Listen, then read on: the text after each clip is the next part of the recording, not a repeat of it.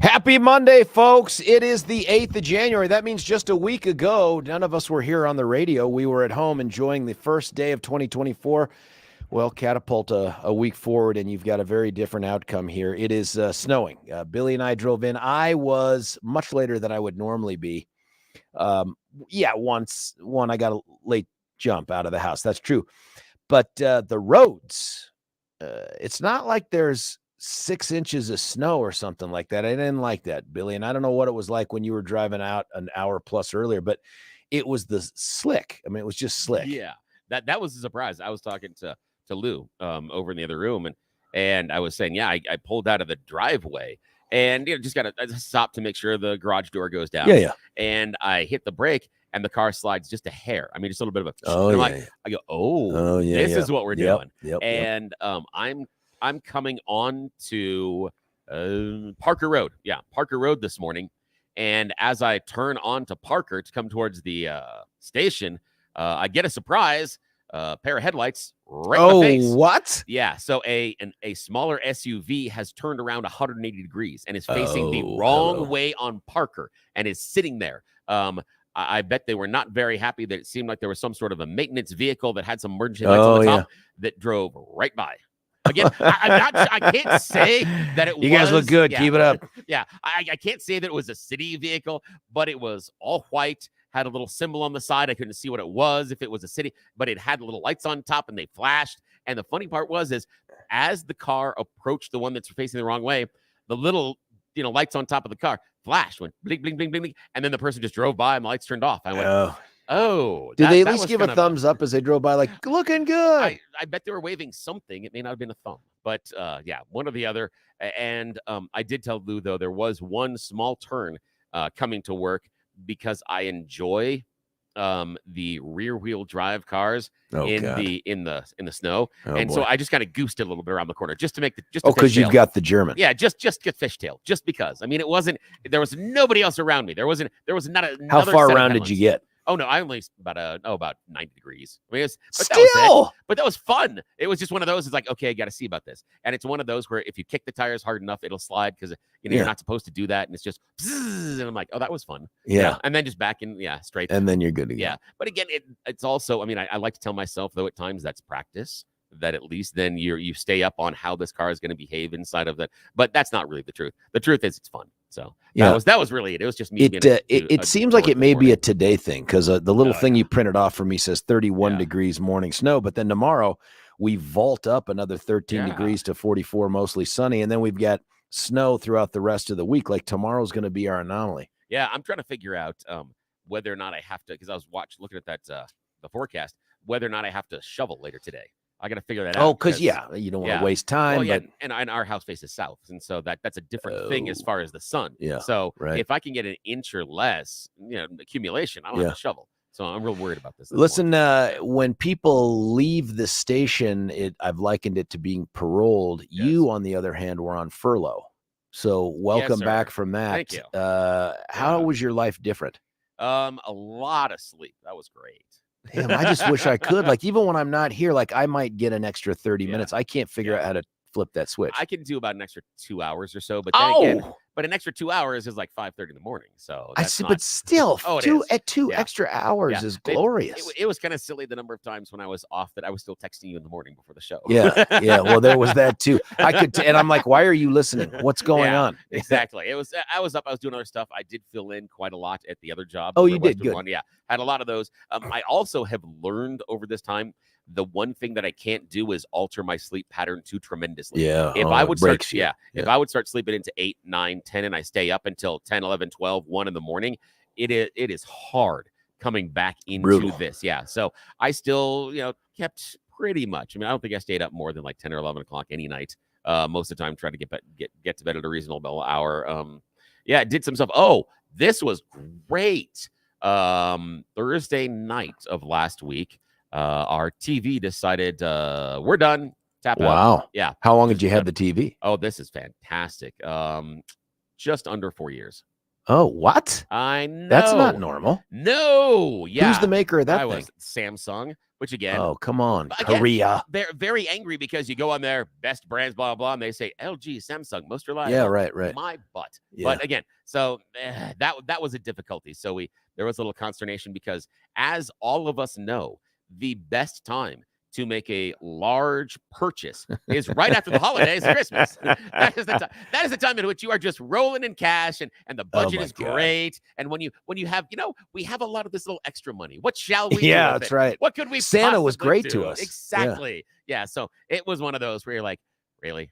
I mean, we would have. I'm sorry. Yeah. If this would have happened before Christmas, my wife and I would have done that little, hey, joint Christmas present, and we'll just write this off. Right. Yeah, that would have been okay. But no, so now the budget's a little bit sideways. But however, I did get to do my little research thing, and so I got to, so that was about 24 hours of little joy for me, going down the rabbit holes of finding all the TV. In no way am I suggesting that this is a reasonable amount of money at post holidays. Yeah. But I was in Sam's last night, buying the stuff that you buy as you head. And by the way, the perfect time to go was during the fourth quarter of the Broncos game. There was really nobody there. Yeah. And the guys that were there were all guys that had left about when I did in the third quarter. Like, okay. Oddly enough, some of the Broncos had also left the stadium. They stopped playing. So abysmal. Like, what?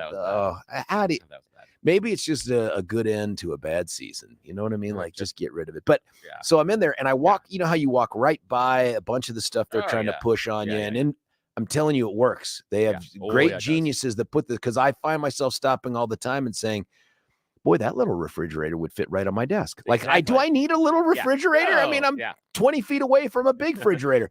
But one of the things I saw was they had an 86-inch TV. Like, this could be a wall in your house, an 86-inch TV for like $1,000. Yeah.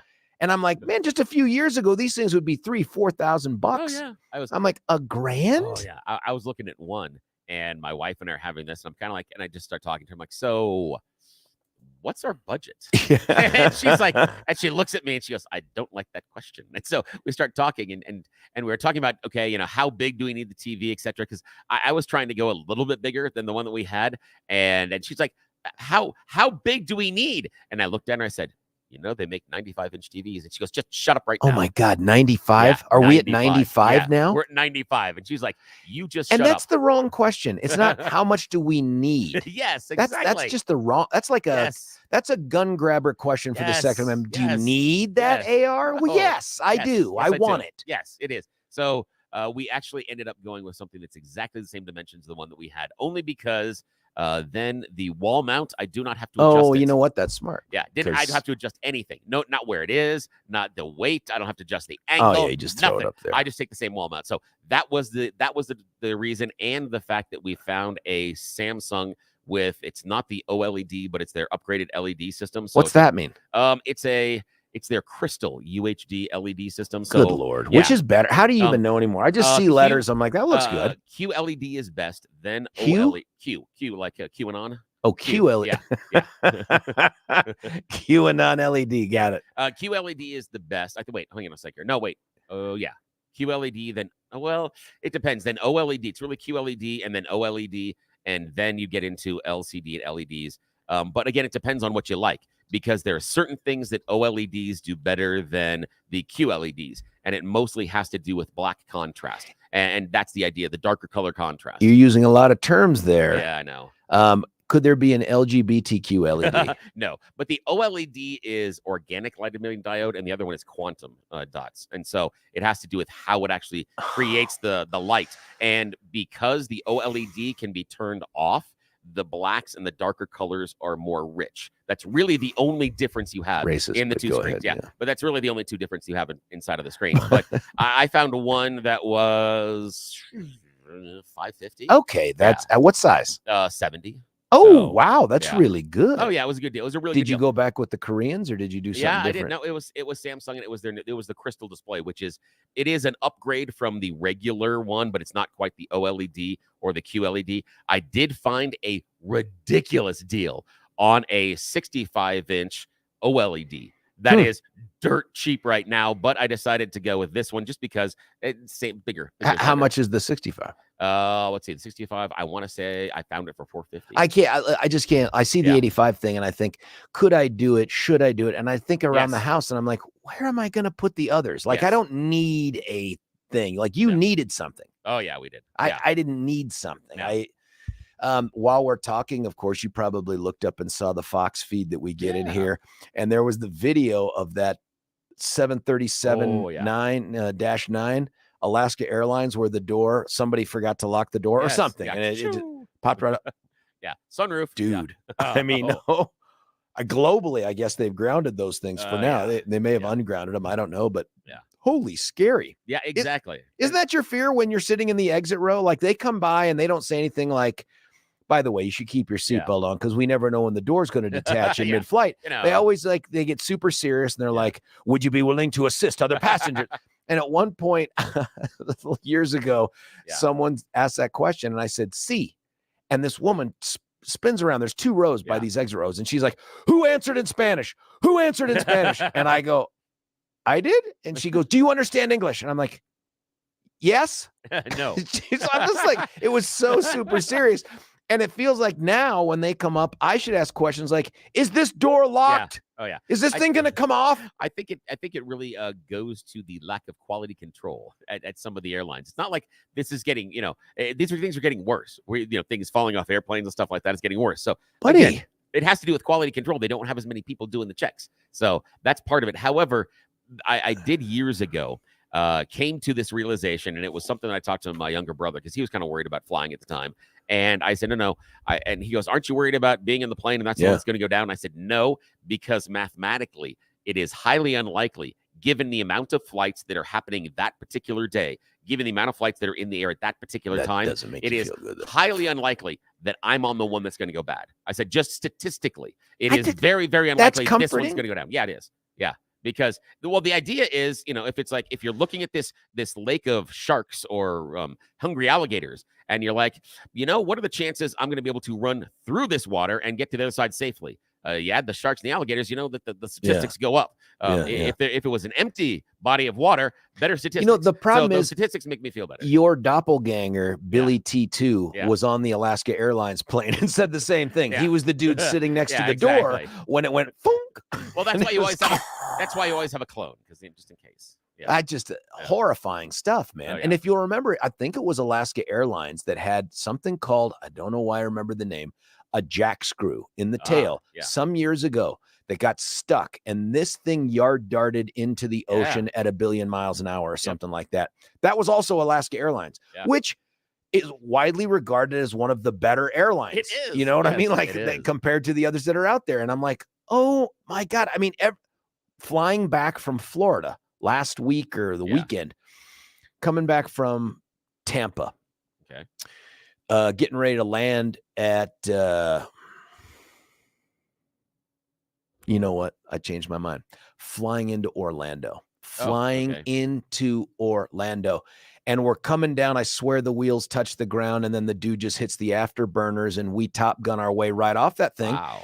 And, he banks around for a period of time. Thank God I'm sitting next to the flight crew, the flight attendant people, because they look at each other and they kind of giggle and stuff. And I'm like, oh, is this funny to you? Like, and then guy comes on with that perfect bedside manner and is like, hey, folks, we just got a little bit of a funny crosswind there. And we just thought, let's just take another run at it. But the way he talks about it could be, hey, that door out there on the left-hand backside, it's off. And, if you guys could just stay in your seats until we let, they're telling Billy, you're going to die in about the next 20 minutes, but we think we can make you super comfortable. It's that kind of voice where you're like, oh, okay.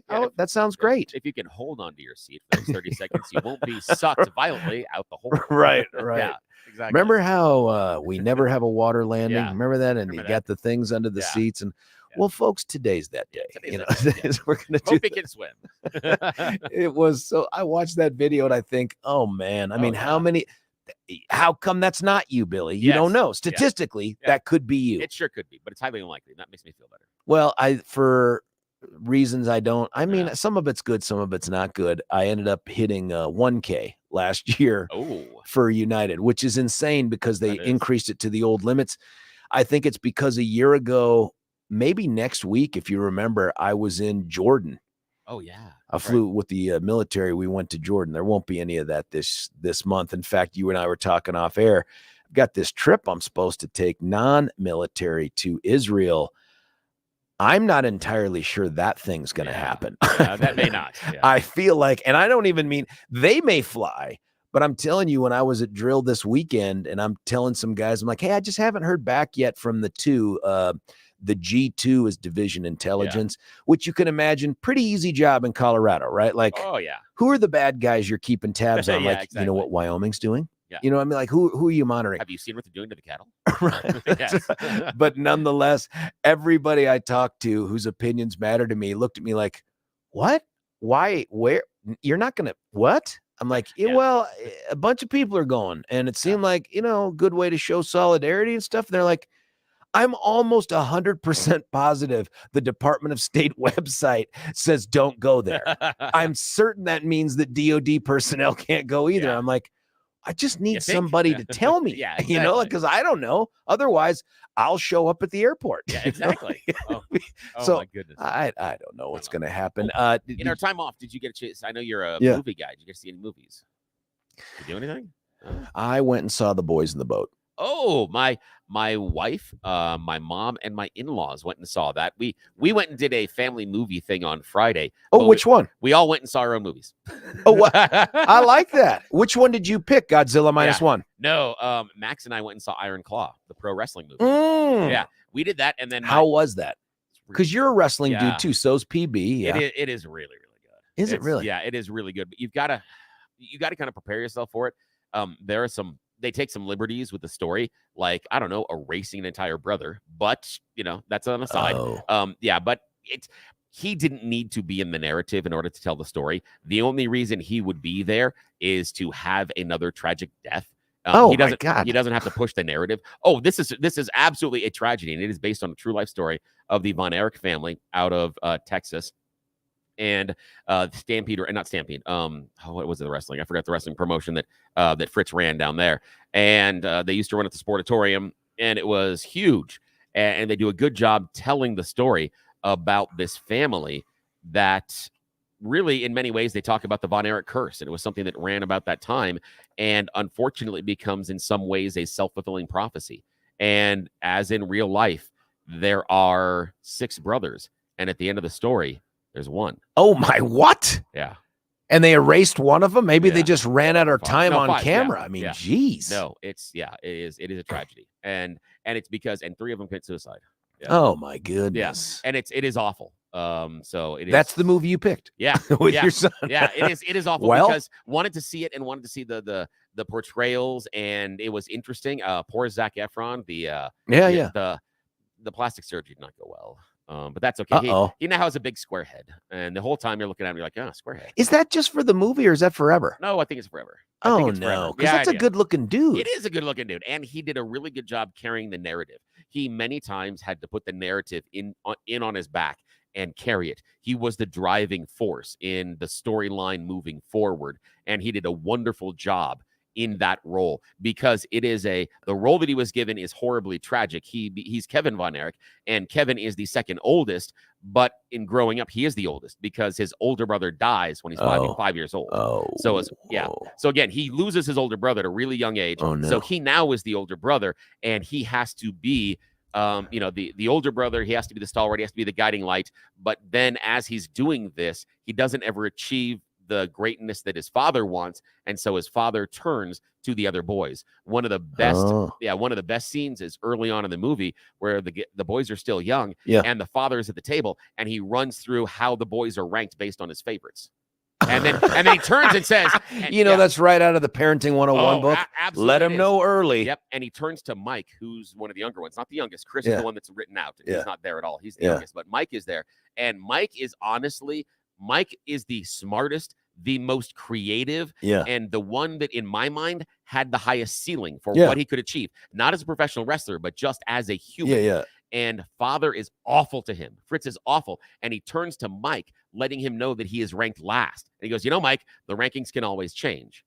And he's pointing it out to him. He is awful. And it's just unbelievable. I've never thought to do that. And then you're surprised that Mike's the first one to kill himself. Let's get Amanda on the phone. Yeah, exactly. I want to make sure that she understands that. It is awful. And the tragedy inside of Mike is that Mike is very creative and doesn't want to be a pro wrestler. The older brother, Dave, dies tragically in Japan on a wrestling tour. And so Mike feels that he has to replace Dave. He comes in, starts training, tries to replace Dave. During a match, he breaks his shoulder. And again, geez, that hurts. Oh, and you talk about the Von Erich curse. The family thinks for some reason they're cursed. So Dave goes to, first they lose the baby, he's young, 5 years old. Then Dave, just on the cusp of literally getting the world championship, the last test is to take him to Japan. He dies of basically his intestines explode in Japan, and he bleeds to death. Yeah, in the hospital. And sushi. So he dies there. And so Mike feels like he has to replace him for the family and for the, the whole thing. So but Mike's not a wrestler. He comes in, he breaks his shoulder. During the routine shoulder surgery afterwards, he gets toxic shock and goes into a coma for over 6 weeks. What is going on? He comes out and he's not the same. His brain doesn't function the same. It doesn't connect the same. He's slower. He's struggling. And because of how he's struggling, he kills himself. Oh my God, awful. buddy! Oh yeah, it is. Remind me, I'm not gonna go see that movie. Maybe that's a Netflix for me, but there's a moment. Come on, kids. Load into the car. Yeah, there's a moment at the end where Zac Efron just like ties a bow on it, and you're like, wow, it is a powerful way. And the ending of the movie is somewhat controversial as well. And they said they had to do it, and they bring them all back to life. No, they have a afterlife. Place with all the boys. So my gosh, I was close. Yep, but it's the other ones, and it's really poignant. Oh man, it is hard, buddy. That's a tough one. Well, you picked an uplifting movie. On the other hand, it was great. Boys in the Boat. Yeah, I heard that was fantastic. That was fantastic. That was very uplifting. Clooney does a nice job. It's a good story. It's no surprises there, right? Like not. It's not like this. You're not going to come out of there feeling like, wow, it's not like that, but you feel good about it. It's a nice story, and I don't know. It was good. Now the younger three went and saw The Boy in the Blue Heron. Okay, now my boys want me to take them to go see that, and by my boys I mean Jeff. Yeah, but Trey is like, I'll go, and then Graham will do it. Are you familiar with Studio Ghibli? Are you a fan of theirs? I am, only because Jeff, I was trying to connect with Jeff, God, I don't know, months ago. And I'm like, dude, what's something we can watch? And he binge watches things without me, no matter what I say. Oh, yeah. So like season 3 of The Boys comes out. And I'm like, I'm not sure a 16-year-old should watch that anyway, but I'm like, son, let's watch it together. So he's like, well, I already watched the first one. Yeah. Something happens, and I'm like, I can't watch the second one with you. Like, can we catch up? And he's like, I'm already up through 3. And I'm like, but could you stop doing that? Yeah, so I said, what's something that I can watch so I can try to catch up? And there's one of those. What's that studio called? Studio Ghibli. Yeah, Ghibli. Yeah. But it was one about this house that like teleports and transports. What the heck is it called? What that one is. Yeah. But it was something, man. It was a heck of a movie and quite a story. And so that's my first exposure to that whole thing. Go see Spirited Away. That's a good one too. Spirited Away. Yeah, that's a really good one. There's a few others. This one is interesting because the story is written by one of their older writers that came back after he had retired, and basically, it gets to that point, as some of these movies do, where you get halfway through it and you're like, did I forget about the hallucinogenics I took?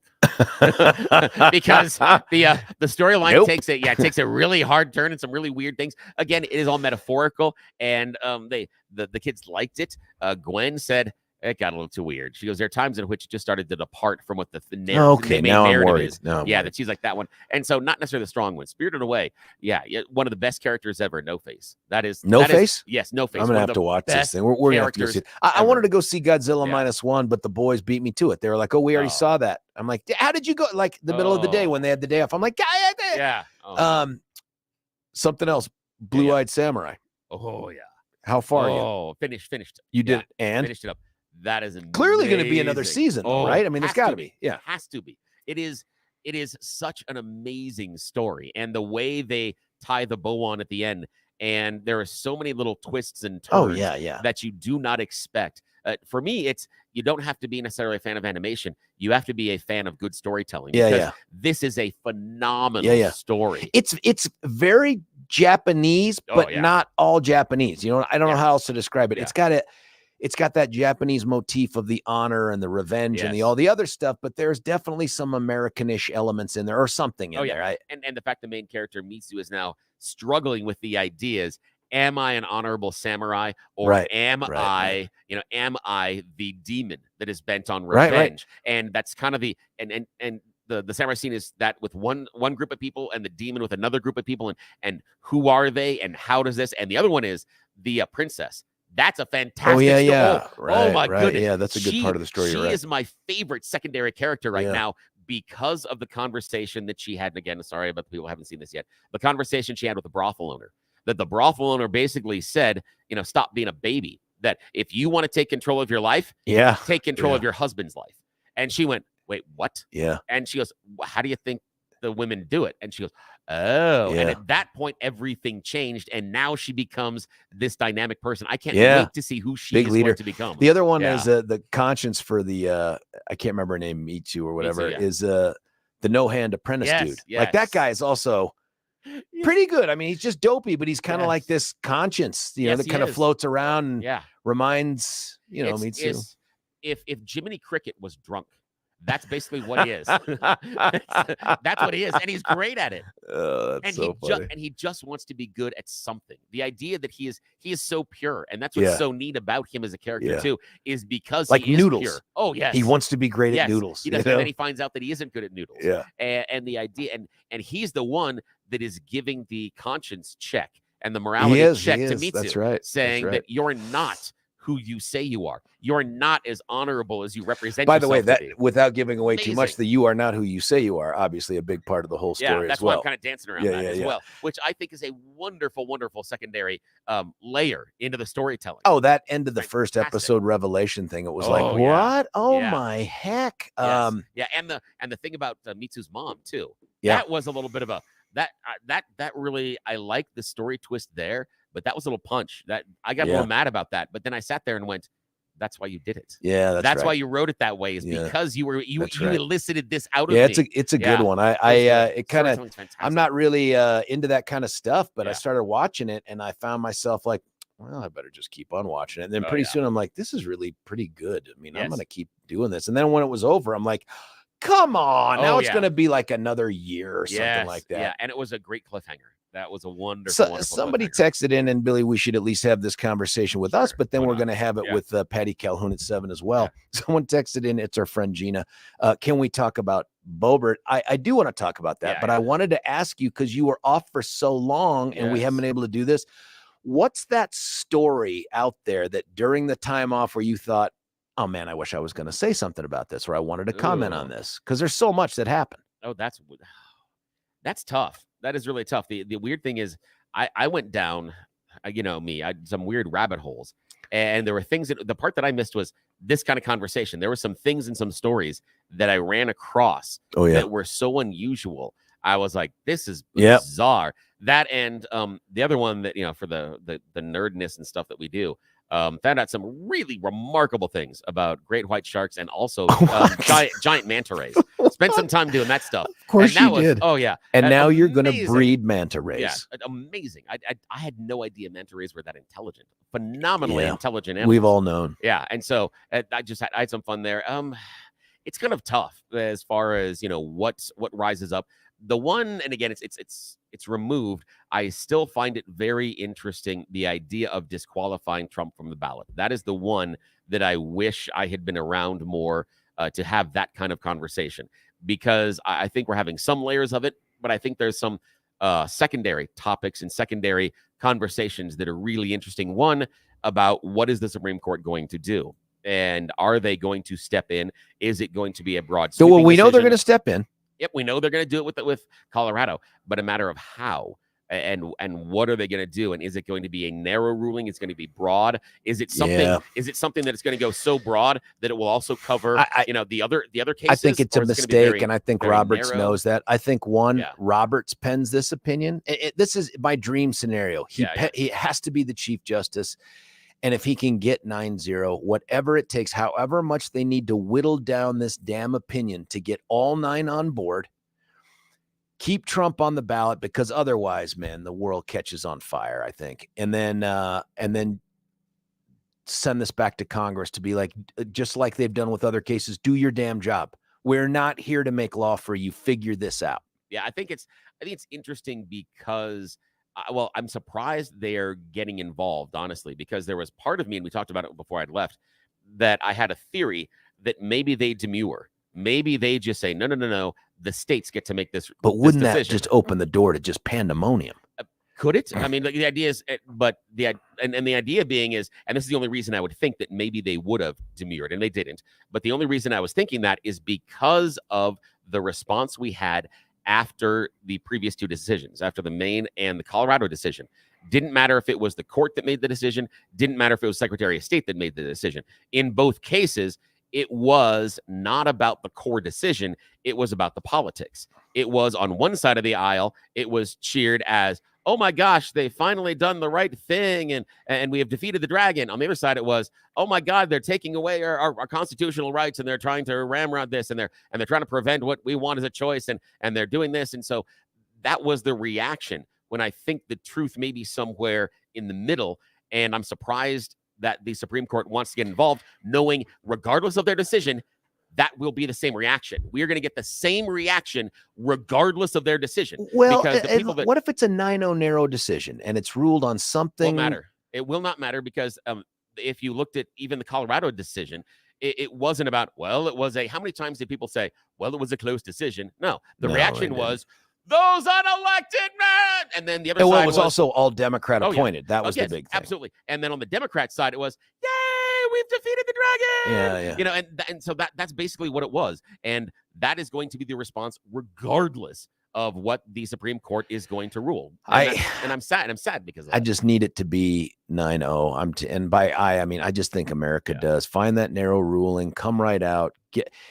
The idea of having 50 independent decisions about whether this guy can be on the ballot based on their own interpretation of facts and applying them to some definition of insurrection that I can't see them doing it. They had to do something.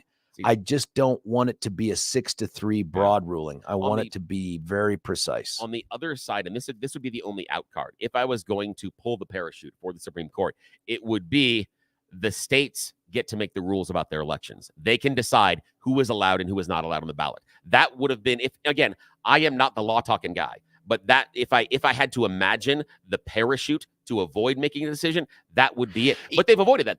They're not. They're going to get involved. I could see that decision for every single race except president. Do you know what I mean? Like even U.S. senator, I could sort of see them go. But for president, now all of a sudden the decisions that California makes for itself impact the rest of the country. Whereas you don't have that same thing if Colorado says someone can't stand for commissioner or governor or something. I absolutely get it. I'm just saying that if I was going to not get into the politics and if I was trying to look for that parachute, that would be my parachute. I'm not saying it's the right one. I'm not saying it's the most articulate one. I'm just saying that to me is an out to where it's not going to be viewed as politics, because what'll happen is regardless of the decision, you know that the people that are happy with it will characterize the three justices that Trump put on there as being either on the take and in his pocket or freedom fighters that aren't beholden to him. Yes. And it will be the opposite on the other side, regardless of the decision. Doesn't matter what the decision is. But you can blunt that if you have a Sotomayor, Kagan, and Ketanji Brown Jackson vote that goes along with it. It's harder to say this was driven by the 3 votes that Trump put on there, because it would have been 6-3 without them. Yeah, and here's the thing is, I think you're exactly right. The problem is, I think you're expecting way too much out of the media. Not just that, I don't know how you get 9-0. Yeah, I mean, if you're Kagan, Sotomayor, and Ketanji Brown Jackson, what do you exact by way of? I mean, how narrow does this have to be for you to get on board, or what do you have to get in exchange for that? Yeah, and the other one that I think is an interesting conversation on this is, what is and how do we define insurrection? Because that is just like with treason. We throw that term around all the time. We sure do. As far as these people are treasonous, these people are treasonous, these people should be killed and shot and whatever. And I think we're doing that somewhat with insurrection. Yeah. And I hear the whole idea of insurrection being bantied about and that label being put on people. But then with Trump, it's like, but he hasn't been convicted of anything. So are we saying that if there isn't a criminal conviction, then insurrection is not something that that he could be charged with? Such a good question. Which I think is wonderful, because and here's the thing that I have a difficulty with. If it means that because that individual isn't criminally charged with insurrection, could that mean that if Biden did the same type of thing and then the Biden Department of Justice decided not to charge him, then it's okay because he wasn't charged criminally?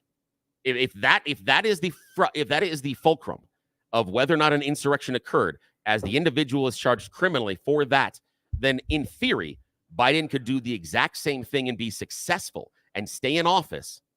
And if the DOJ of his, again, the Biden that everybody already thinks is on the take, why would they ever charge their boss for insurrection? So now he's no longer charged and he's off clean. There needs to be some congressional action here. Yeah. There just needs to be something done. And I think that's it. Now, here's the thing. I like the congressional action, but is Congress the law enforcement arm? No, but they define what the law is to be enforced. I know, but again, and so far they have. There is an insurrection statute, but it exists at the federal criminal level. Yeah. So if what we're going to do is try to define it or apply it in a different setting, okay, but please do that. Please don't ask the courts to do that. Yeah. But take the next step. Congress can come in there and define it X, Y, and Z. If the president's Department of Justice, that we now believe is beholden to the executive office, regardless of who's in charge, we could put Biden or Trump in there. If we believe that DOJ is beholden to them, what Congress makes as a law doesn't matter, because the DOJ is not going to charge the president with anything. So it doesn't matter. Congress can go out there and spit in the wind all they want. If DOJ doesn't decide to follow through on those laws, the laws are irrelevant.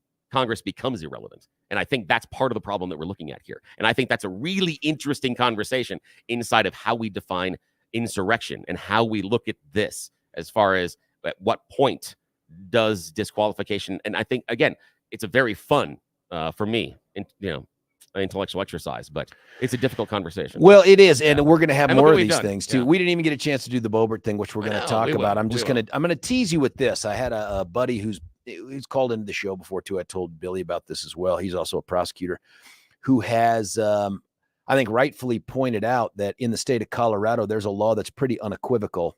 And that is, if there's probable cause to believe an act of domestic violence occurred, you must arrest, period. There is no second best option. There is arrest or not arrest. And if you don't arrest, you've either violated the rules or there was no probable cause. I say that not to prejudge the case, just to say that it's going to be very, very difficult here at this point for SILT to now say, we've now concluded that there was an act of domestic violence, and they couldn't, I don't know what else they could charge. I'm not there. I don't know the fact. It's just very, very interesting. We'll continue to have that conversation with you throughout the morning, but also with Patty Calhoun. Let's do this. We've run up against it. I've screwed us up. We're going to try to give Billy enough time to do the things we've been missing now for the past couple of weeks. That's the Thorpe Report. Then we'll come back and do the You Choose the News. Stick around. George Brauchler, 710 KNUS.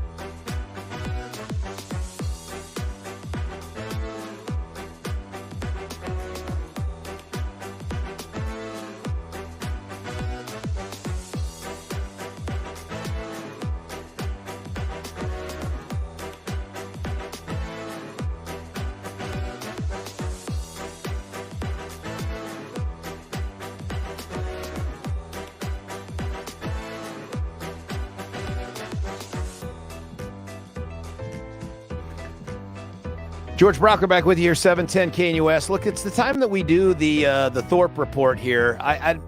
Billy, I feel bad about this because someone called in. And, yeah, we can do the phone call. That's okay. Listen, we're going to go right to the phones. Borderline competent to do dentistry, but otherwise an oral surgeon of really middling repute. It's our friend of the show, Dr. Julia. Dr. Julia, thanks for joining us, I think. Good morning. Go Blue. What bar are you at?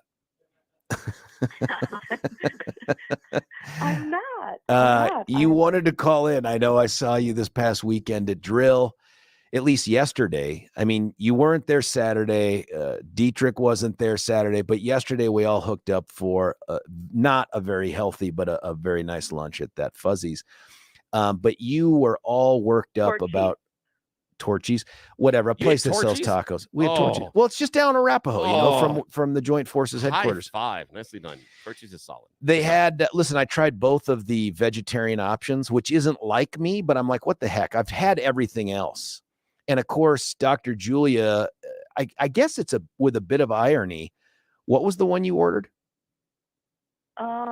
The trailer park. Oh, that's delicious. That is a good one. Dr. Julia, you have got good taste. That is wonderful. Which she never hears. But you wanted to call in because you wanted to talk about the Huskies win or something. Something was going on in sports in your world. Today, the University of Michigan football team is playing in the national championship. Which sport? And football. Oh, okay. I have my Michigan versus everybody T-shirt that arrived at my house when I got home from my ski trip. But Michigan's going to crush it. We're favored to win. Listen, and Billy, I would like to say, Billy, I always ask George why the show isn't called the Billy and George Show. I don't have any control over that. No. I do not want to take responsibility. He does. Yeah, he can't take the blow to his reputation. This is plausible deniability. That's basically what it is. But today is going to be Michigan's insurrection against the Huskies. Oh, that's fantastic. Yeah, I think. But remember this, Julie. You sent a picture to me of the United States, a map of it, showing by polling which team each state was rooting for. And it was the entire country was Washington, with the exception of Michigan. The last time I saw a map like that was the Nick Foles-led Eagles and the Patriots. I don't know if you remember that Super Bowl, but the Patriots favored to win. Tom Brady, you know that guy. And who won that game? He went to Michigan.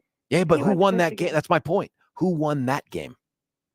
Not Tom Brady's team. That's right. That's exactly right. So this is setting up to be one of the epic upsets in sports history, at least college history. Are you prepared to deal with that? You said you'd call in tomorrow regardless of what happens. Is that true? Yeah, but you guys have a rule. You can only call in once a week. So am I going to get exempted? Am I going to get like we will definitely exempt you for purposes of this, for dancing on the Wolverines cheater grade. It's again, somewhat ironic, if not just straight up coincidental, maybe that they're playing in Houston, home of the cheaters. I mean, it's just, that's home of the Astros. It's home of the Astros. I thought they changed their name. It's, and frankly, that was a plagiarized name. That name belonged to Claudine Gay. No, I don't know who it belonged to, but somebody else. The dog and the Jetsons. Yeah.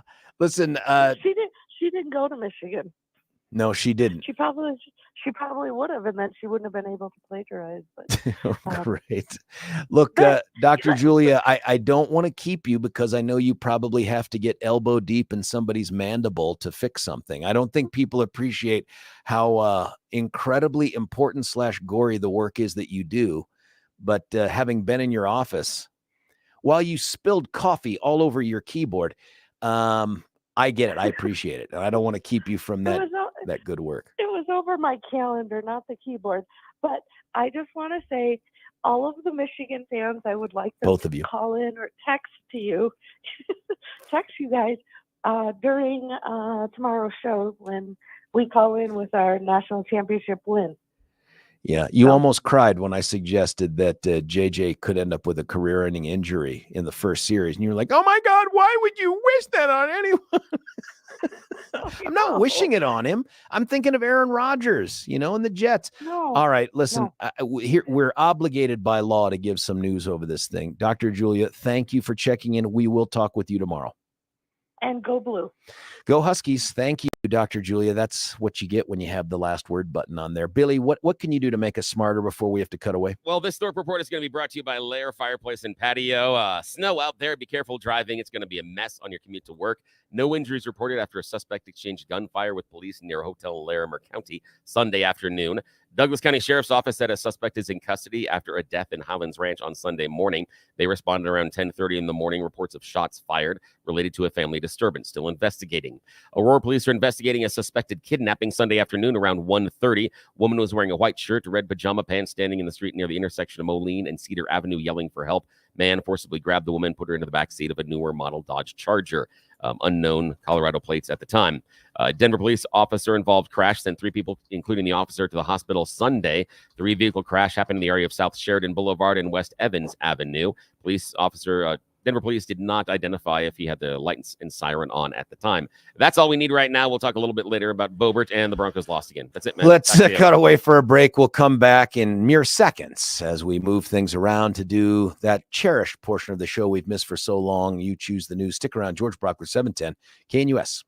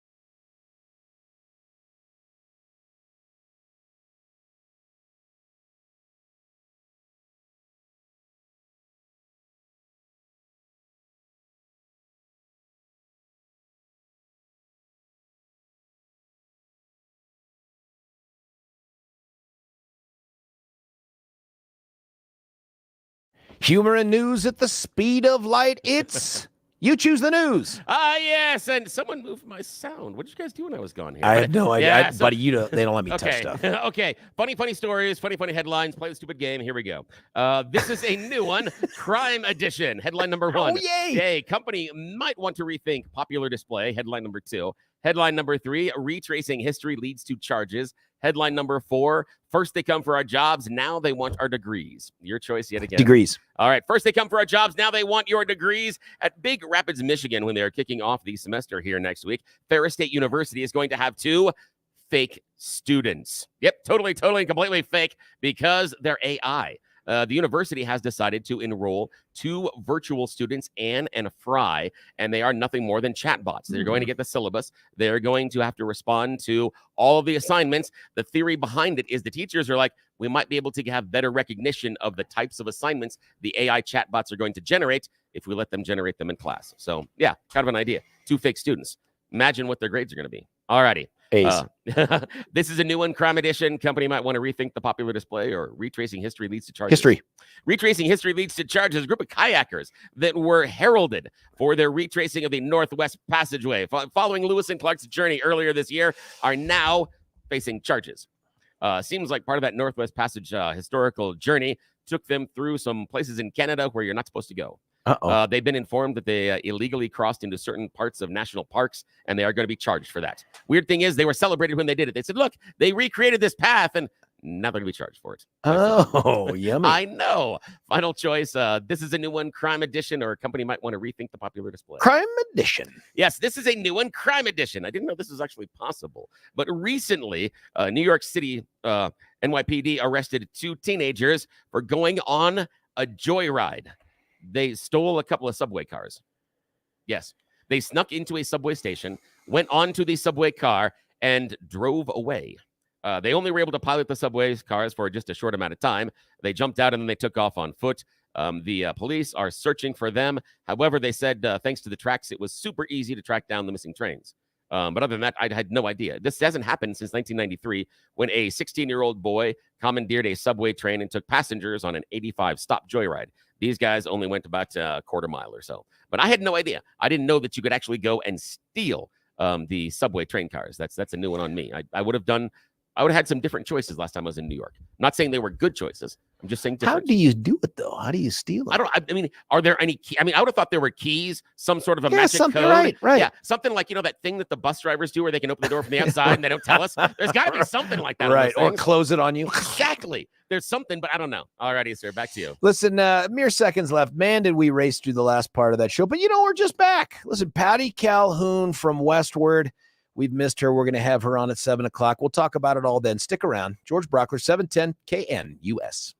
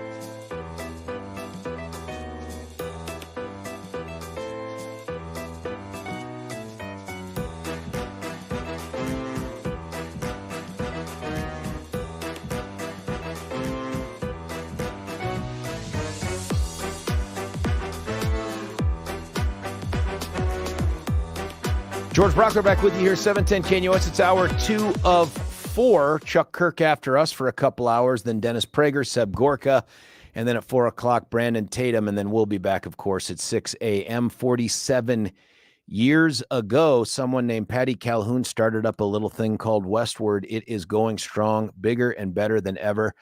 She has foolishly agreed to come back onto the radio with us. Patty, thanks for joining us. No problem. It was great seeing you last week. Great seeing you. Very fun. But, of course, we look very obsolete already because of everything know. that's happened Friday and over the weekend. I know, but you guys felt that the week before, remember? I mean, there was all these things that we comment on and sort of prognosticate on, and then it's like as the show goes dark, all the news breaks to say, no, you're wrong. Just craziness. Well, and who could have predicted? I mean, this U.S. Supreme Court, now we did know some kind of decision would have to come down by the 5th, but we didn't know that when we started scheduling Thursdays, for example, or the end of our year end when we did it. We did it 2 weeks in advance. That was before all the U.S. Supreme Court on the Trump presidential eligibility. So it's been crazy. And then, of course, I heard you talking about Lauren Boebert today, and that's an unusual one. Well, we should talk about that, too, because, she's had quite a year in the news. And that's aside from all the politics stuff, whether it was all the Beetlejuice stuff, the fundraising prowess of her former opponent, Adam Frisch, out there on the Western Slope, the decision to move over to the 4th. I mean, talk about what you think this means from the bystander's point of view here, because she's going to appear, in my opinion, on more than the primary ballot. I said this last week on the show. At least given the way things are right now, and my God, after yesterday or 2 days ago, anything could change. I think she still wins the nomination. Wow. Well, I don't, but we'll see. One of the things you brought up this morning, which I think a lot of people don't realize, is in accusations of domestic violence, in cases like that, there's usually someone has to go away. I mean, they're split up in order to make sure there's no violence after the incident, right? So if there's a suggestion of something going on in Silt that night that was domestic violence, there has to be some kind of record. Someone had to go somewhere with law enforcement, right? That's the problem, is that there is a mandatory arrest statute, and given the nature of and we don't really know what went down, right? We've got this sort of, she gave this response and it talks about, hey, I didn't punch him in the face and all this other stuff. There's really only one standard, and that standard is probable cause. And so they either believe Jason when he says she hit him, if that's what happened, or they don't. And if they don't believe her, then okay, there's not going to be any charges ever for it. But if they believe him, and I don't mean like beyond a reasonable doubt, 100%, I mean probable cause standard, more likely than not is just about the standard. They got to arrest. There is no, let's think about it. I mean, maybe they're going to get video, Patty. I don't know. Maybe there's some other witnesses to interview. But what's interesting, and Billy said this off air, is it feels a little bit like a double standard here, or a second level of justice, because if it's Patty Calhoun and if it's George, if it's Billy, you and I are going away in bracelets, right? Like there isn't going to be let's step back and we'll consider this. We'll let you know if we think it's domestic violence several days from now. And it feels like that is a product more of who she is than what the crime is. Right, exactly. And so that's definitely going to affect this. It's a very personal situation, obviously. Some marriages end not very harmoniously. We've already seen that her post-split up behavior with Beetlejuice, with this, that is going to, even though it's very personal, it is certainly going to affect her professionalism, alleged professionalism, and her race when she goes. So I'm not so sure that people in District 4 are going to be thrilled to welcome her. I'm not even sure she can get to the level she would need to. I just think with so many people in the race, and if you consider the multiple ways someone can get onto the ballot, if it was assembly only, you'd be limited to 3, just based off of math, maybe 4 but you've got the petition process. I think there's going to be at least 3 or 4 people on the ballot. That makes the threshold pretty low. And what happens when Donald Trump comes out and endorses her? Then what?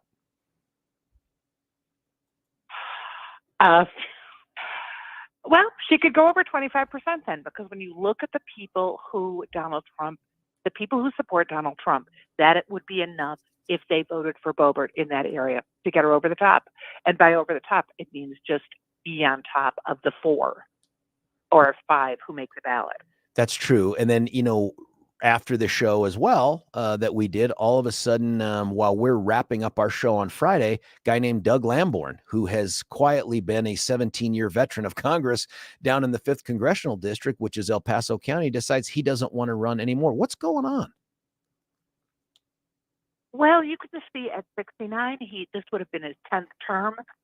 Maybe he says after 30 years in public service, I'm ready to move on. I believe that. Plus, it cannot be that much fun to be in Washington, D.C. right now. The end result of someone deciding they've had enough and want to go on with their next chapter, which is what he said, is that finally you see just how many people do want to get into public service and are looking at that race. So just the same way so many people jumped in on the 4th when Ken Buck decided he wasn't running again. Look at the number of people lining up in the 5th, and they're strong candidates there. That's going to be a wild race. I don't know what the current list is, but it is interesting to me, and I hope we can get him back on the show to talk about this again. But we're talking about Dave Williams, current chair of the state GOP, Wayne Williams. I've even heard Rose Puglisi. And if you think about that too, Patty, you're talking about an already diminished contingent of Republicans at the General Assembly, especially on the House side, a super minority. And look at the people that are running for Congress: Holtorf, Lynch, Gabe Evans, Rose Puglisi. I mean, who's left? Well, let's see. We're going to have more vacancy committee votes. 30 of the people in the legislature right now weren't originally put there because of the vote of the people. So we could have a lot of more action by the vacancy committees, which will give the the state political parties more power, which is another issue. Of course, if Dave Williams actually does run for Lamberton's seat and somehow wins it, I guess that'll help the Republican Party. I just wonder what happens here. It's interesting. We had Dave on the show, and Billy and I are going to go and try to find the context of the statements. But I swear I asked him way back in earlier part of this year when he either was running or got elected to be chair, hey, a lot of folks think you're going to end up running for the 5th. And he said, no, that's not going to happen. And I don't think he demurred at it. And now, again, Lamborn was still in the race, but I'm not sure that the question was couched in terms of if it was open, would you run? Do you know? I mean, it was just like, hey, some people think you're going to run for the 5th. Hell, you did already. And he said, no, I'm just interested to see if that has any traction to it. It's going to be a wackier year than I ever thought possible in 2024, at least on the Republican side of things. What's going on the Dem side? And when I ask that, I don't mean from election chaos. I mean from the standpoint of the General Assembly gets underway this week. And is it going to be a circus? Oh, I think it's going to be a circus for sure, because you have on both sides of the aisle, you have the far left, the far right, and then people trying to control those acts that are just going to be crazy. So you've got the Epps, you've got Tim Hernandez, you've got Bottoms. You are going to have a really unbelievable amount of shenanigans there. Oh my gosh. 26 people, we talked about this on the show too, 26 Democrats, 4 Republicans are appointed into those positions. 30% of the legislature at this moment has never had a single vote cast for it outside of the context of the vacancy committee thing. I just wonder how much that changes the dynamic, how much it impacts the legislation that's going to be offered. I don't know how we fix this. We're just in bizarre times, Patty, and maybe I'm making more out of it because I just don't have the same perspective you have. Is this a different year than you've ever seen before, or have we been down this road before? Well, we've been on the road to crazy land before, but this seems to be, you have the days back when Tancredo was there and Sam Sackham, and that was decades ago, but it was wild in the legislature. But this does feel different because it feels like it's a 3-ring circus, but the big top is the presidential race and what is happening in D.C. So that there are so many different influences that are overpowering and overshadowing everything that's going to happen in the state. And if you have people who don't feel they have to represent the voters because the voters didn't put them in, I guess a lot of it will depend on, do they want to run again? Will they have to have voters like them, or do they just want to go in and have some fun and do the bidding of their party and then get out? So we'll see starting Wednesday just what this legislature is going to look like. It's crazy time. Patty Calhoun from Westward. On the local level, which has also become national, I saw Mayor Mike Johnston make some of the national rounds on some things regarding the migrant busing issue, the fact that we had last year 36,000, I think an influx of 36,000 migrants into Denver and all the things that flow from that. How big of a deal is this in the early days of the Johnston administration? It's a huge deal. It's interesting. He was on Fox News this weekend. Last weekend, he made the rounds of MSNBC, I think, CNN. I mean, you see him a lot. And considering that he wanted to make the hallmark, the very first part of his administration, getting people off the streets, but he was focused on the homelessness issue then. This is a completely different issue, but what it does is it uses so many of the same services, so many of the same spaces. It's really challenging. And I think it was the Gazette did the fact check, because he said Denver's getting more people per capita than any other city with the migrant influx and the buses. And it's true. I mean, Denver is indeed getting more people, and he's estimating huge amounts of money that is going to have to be used to somehow deal with this influx of people. New York City is filing a lawsuit against the busing companies that Texas is using to help move these migrants around. Have you heard any word of Denver considering the same? I have not, but certainly there are mystery ghost buses, they call them, dropping people off at very random places in Denver. Yeah. Now, also kudos, last week, Johnston did deal with that one encampment of migrants, and again, separating the population from the homelessness people, the homeless encampments. So those were swept at the very end of the year downtown, and downtown is actually looking pretty good if you go there. So this encampment up at by Spear Boulevard in Zuni was swept, and almost as soon as those people are moved into intake centers and go into shelters, you've got more people coming in. And I've heard, but I haven't looked yet, that they're heading back that direction. The other thing that's going on right now that I don't want to lose sight of, because it's positive, is the Super Bowl of livestock stuff. And that would be the stock show, big time stock show that's going on. Have you had a chance to get up there?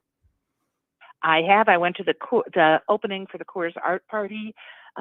Record numbers of people went in this weekend when it opened on Saturday, and the Mexican rodeo, which was jammed on Sunday. There were two different Mexican rodeos, and we're putting up a slideshow this morning. It looked great. So the stock show is a real celebration this year. I mean, it's getting more positive feedback and people looking at what the new campus is looking like. The Colorado State University buildings are incredible. People should absolutely stop in and see what's being done there. And those are operating year-round. So it isn't really 16 days in January event anymore. There's so much more going on. I have looked at online at the calendar. I'm trying to figure out the best day to go and trying to juggle that with when the kids go back to school, which is tomorrow. And I'm sure that they're dreading it, just like I did when I was a kid, when you'd think, oh my God, I've got weeks, over the winter. And the next thing you know, you're like, oh, it's tomorrow. So I'm trying to figure out a way to get them up there.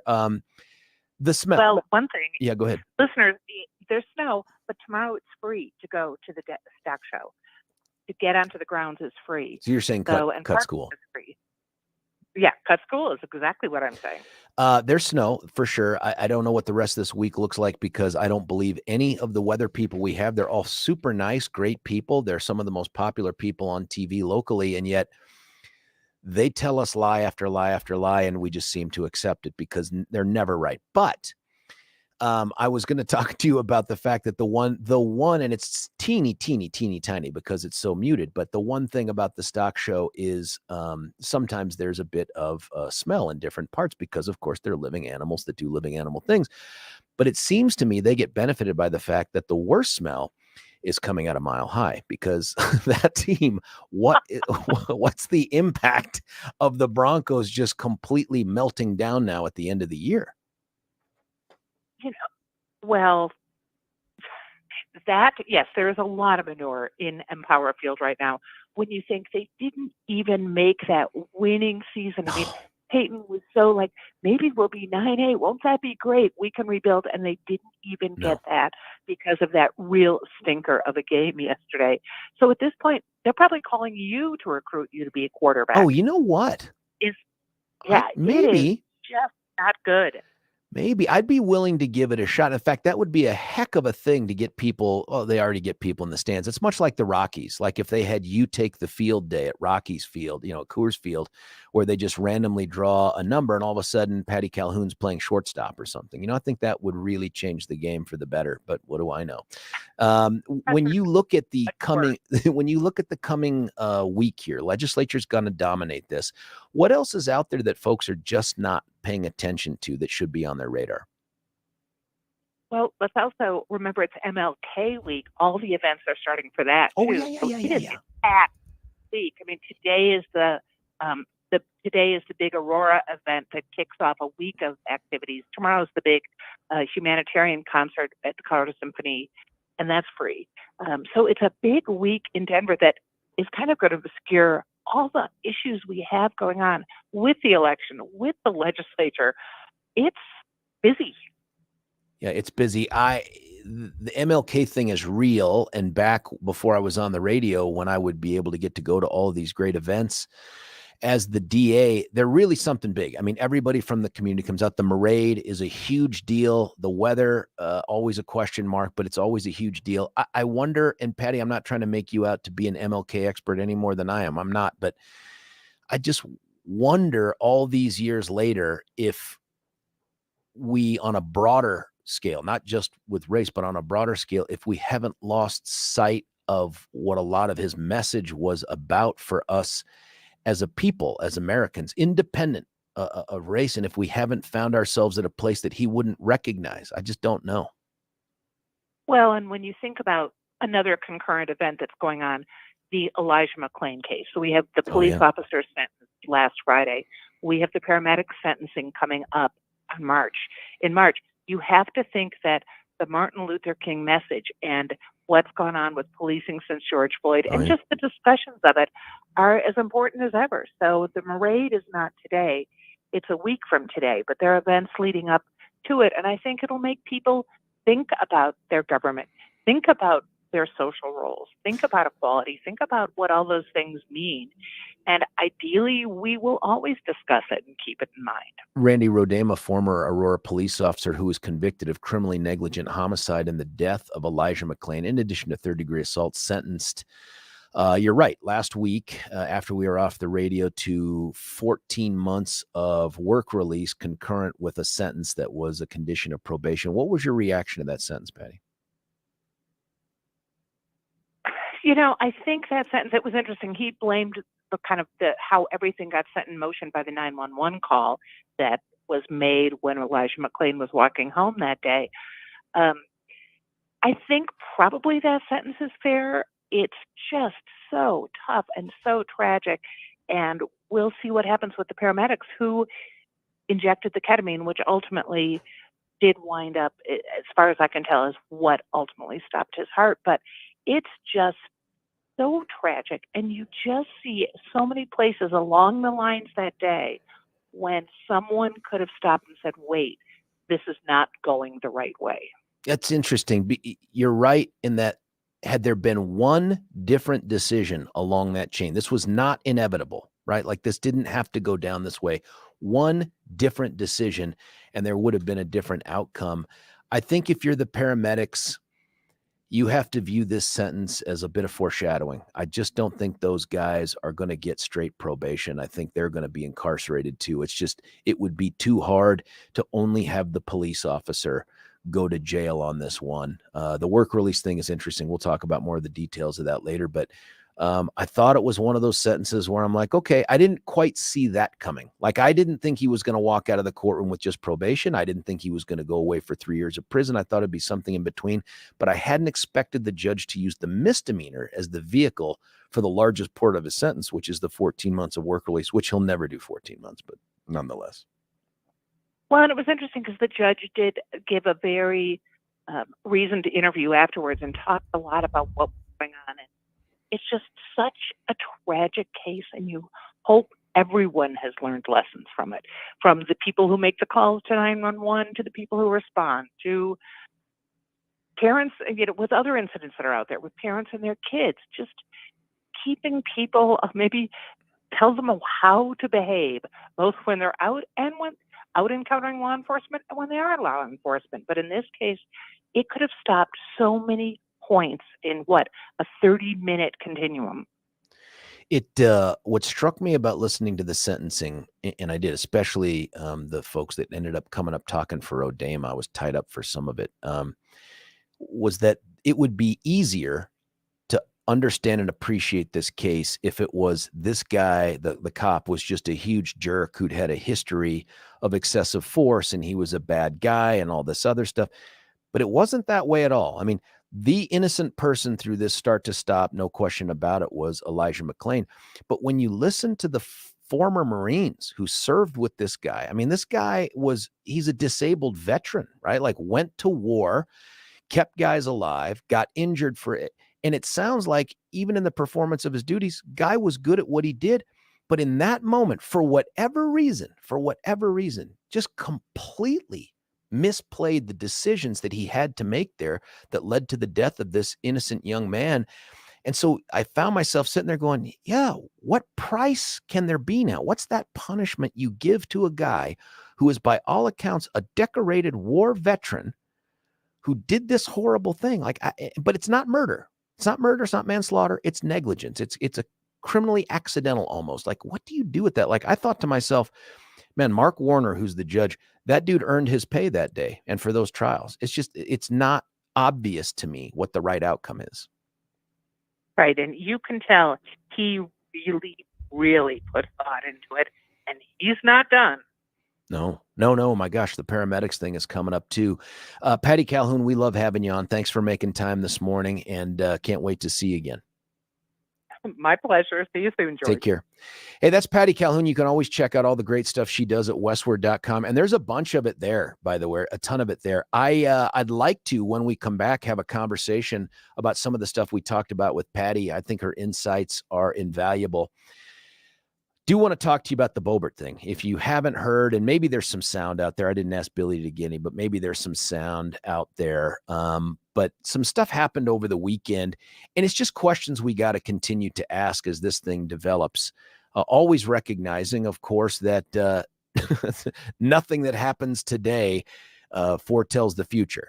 No mistakes that anyone makes in one day tend to lead to a known outcome. So when we talk with Patty or you or others about, hey, what do you think's going to happen? I know it's as things are right now, and you can't predict the future, but I think we need to talk about what took place, what the potentials are, and where this thing is going to end up going. You can get your phone lines fired up here at 303-696-1971. It's George Brauchler on The George Show. You're listening to 710 KNUS.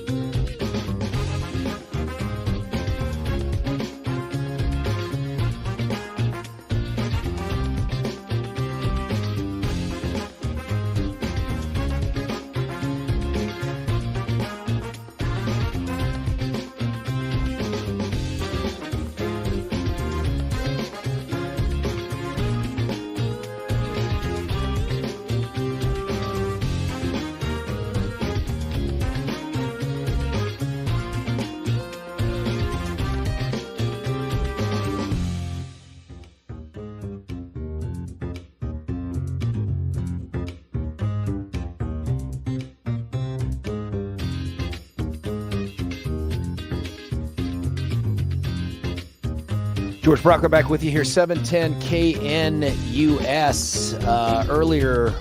Later last year, the state of Colorado was poised to do something bad in terms of how it was going to distribute this, that, and the other to discriminate against schools, specifically religious schools. Our next guest penned a letter to the governor on December the 11th, 2023. Less than a month later, dang, did she get some kind of results here. Joining us on the line, superstar conservative, former chair of the state GOP. Her name is Christy Burton Brown. Thanks for joining us. Hey, of course, George. Thank you. First off, your 17 children, who's watching them while you're on the phone? They're still sleeping. Their school got canceled today because of the weather. And they're homeschooled. They are. And they so when school gets week, so I love it when school gets canceled. It's actually a real program. But I love that mom cancels homeschool. I get it that it's a program. There's online and stuff too. I love that idea. Funny. Yeah. Is there a website they have to check awesome, to see if mom canceled? I'm kidding. You're so funny. Set the stage for us, if you would, about what this thing was, this policy that Polis was set to put in place before you intervened. Yeah, so it was just really concerning policies the state decided to put out. As you know, they've been doing UPK, universal pre-K, over the last year, and the state opened up to all private preschools. And so, as you know, Supreme Court precedent says that if a state is going to pay for private schools, they can't exclude religious schools. So for the last year, the state has actually had mostly a few problems with how they word it, but mostly the right standard with, okay, hey, if your kid goes to a secular pre-K, if they go to a religious one, the state will pay for a certain number of hours in either case. Well, what the state recently said is, hey, we're reevaluating that. We're setting new rules. And they were proposing banning any funding to schools that had religious curriculum and religious education. Now, they thought they were going to slip this by because, of course, we're in deep blue Colorado, or so they see it at the moment. But what did you guys do? How did you derail this? Because you did. Yeah, and when you say you guys, you're absolutely right on. Like, as you know, I work for Advanced Colorado. Never heard of it. And our whole team, I know, you know very well what we are. You're a great part of it as well. And your podcasts are always the best when we have you on. Yeah, of course. You're so popular. We love you. But for real, our whole team works on this, just decided this is worth tackling because we work in the education sphere as well. And when something is so blatantly unconstitutional, myself and Suzanne Tahiri, another really great attorney, we put a letter together and just said, hey, like, FYI, state of Colorado, we think you know this, but Supreme Court precedent says you can't not fund religious schools if you're going to fund other private schools. And on top of this, you funded them last year, and now you're proposing pulling it away for the reason that they are religious. Like, not very few things could be more blatantly unconstitutional. And we just said, hey, if you go forward with this, we will sue you, because this is pretty obvious here. And thankfully, I believe it was last week, they pulled it back and now have a new set of rules that do not propose banning religious instruction, and to say that correctly, they wouldn't ban religious instruction, but they would ban funding for it. So the practical consequences for this are what? Now, if you are a person who's big on school choice and you've decided you want to leave that public setting of whatever is available, at the kindergarten at your local neighborhood school, what does this change in direction by the governor's office mean? Sure. So it actually relates to preschool specifically. And whether or not people agree with the state giving a certain number of hours of preschool for free for certain income levels, they do it. That was passed. The state now does it in Colorado. So if you qualify for the universal pre-K, and if you have a child of that age who would qualify for a certain number of hours free every week, when they were proposing the anti-religious rules, basically it was saying, if you wanted to send your child to a religious preschool, you could not qualify for this funding. So basically, like, if you were, for the people who may be too poor to afford it themselves, they would be forced to pull their kid out of the religious school they otherwise were sending their child to, put them in a secular school.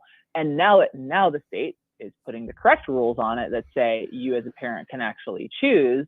And since the state's funding private education for preschool, your choice as a parent. If it's religious, that's fine. If it's secular, that's fine. So I think that's a good standard, allowing parents to choose where they want their little 3 and 4-year-olds to go to school. Now we're talking with Christy Burton Brown. What's your new title now with Advance Colorado? Are you the czar, the Commodore? What are they calling you now? What is it? That'd be a little fancier. No, just executive vice president. Executive vice president sounds pretty friggin' awesome. I didn't tell you I was going to ask you about this, but you're an education expert here in the state, especially when we talk about things like school choice and conservative values and all that. When you look at this upcoming legislative session that's going to kick off this week, are there things that you're worried about that folks ought to be focusing on that may slip by because education isn't the sexiest topic for the legacy media folks? It isn't always. And actually, George, that's a great question. We're actually going to be putting out our 2024 agenda today. It's actually going to be going out from Advance Colorado. Yeah, and there's a number of pieces on it that will deal directly with education and almost a flip of what you're asking. It's almost like proactive things think the legislature should be doing. And also that we know some legislators are going to be running bills on this. So I think what people should actually watch for is look for that agenda, but then Democrats, I think some of them are very anti-school choice and maybe against some of these really, really solid ideas. And just as a little bit of a preview, some of these ideas deal with making like high school credits easier for military kids.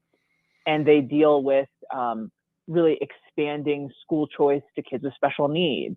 They deal with innovative trade school options like in high school. So it's things that the majority of people would get behind. It's creative, it's innovative, it promotes school choice. But watch for the Democrats in the legislature to shut it down anyway.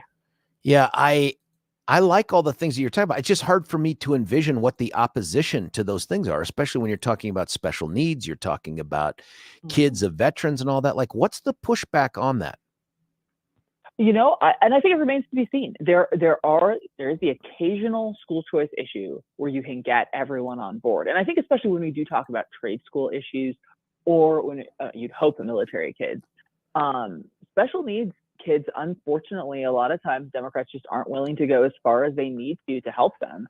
I think that'll be a really interesting piece this year. But I do know there are some Democrats like Senator Coleman, who are very much in favor of school choice and sometimes are able to drag the rest of their party along. We'll see how it goes. Now, again, under the caption, things just happen while we're on the radio. An email was just received here by David Williams, chairman of the party. I don't know if you've received that. Folks listening will know that Christy Burton Brown was the chairman or chairperson. What the hell do we call you? Whatever you want to call me. I am the Commodore of the state GOP just prior to David Williams. I want to read this to you and get your reaction, KBB, if you're willing to give it. It's entitled, "What Wanted You to Know About CD5." It says, "You deserve to hear this straight from the horse's mouth. After thoughtful consideration, prayer, and reflection with my family, I've decided to run for Congress in the 5th Congressional District after the surprise retirement of Congressman Doug Lamborn. Undoubtedly, you're asking, what now? Rest assured, nothing will change for the Colorado Republican Party as our state party bylaws allow. I will remain as chairman through the course of the primary election, where we will continue our work of rebuilding party infrastructure." Thoughts on that? I think that's 100% unethical decision to make. If you're the chairman of the party and you decide to run in what will certainly be one of the most heavily contested primaries this year, and I do say this as a former chairman, you should step down. And I do think there's one exception to it. I think you can take a leave of absence and have your vice chair take over for you in that time. I think that would be an ethical thing to do. So take yourself out of the workings of the party, take yourself out of the decision-making process.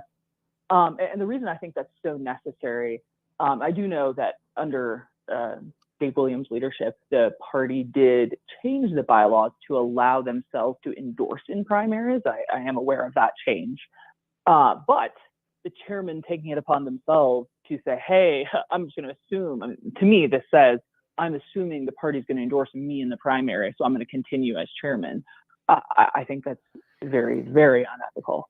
And I know as a former chairman that so many decisions you make do have an impact on many races across the state.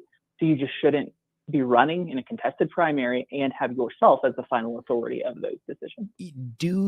How would you respond? Because someone's going to come in and say, hey, KBB was vice chair to Ken Buck when he was in Congress and was running for re-election and remained chair. Do you see a distinction there?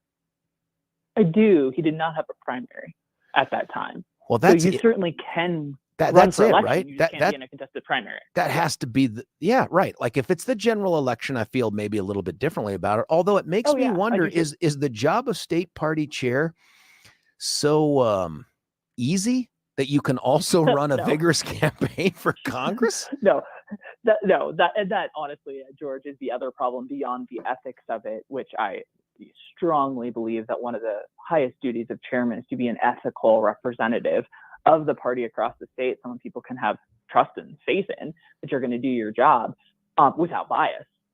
But in addition to that, yes, it's a full-time job. If you're doing the chairman's job right, it takes a whole lot of time. And if you're running in a primary right, that takes a whole lot of time. So I don't know how you can do both and give them the full faith effort and time commitment they both deserve.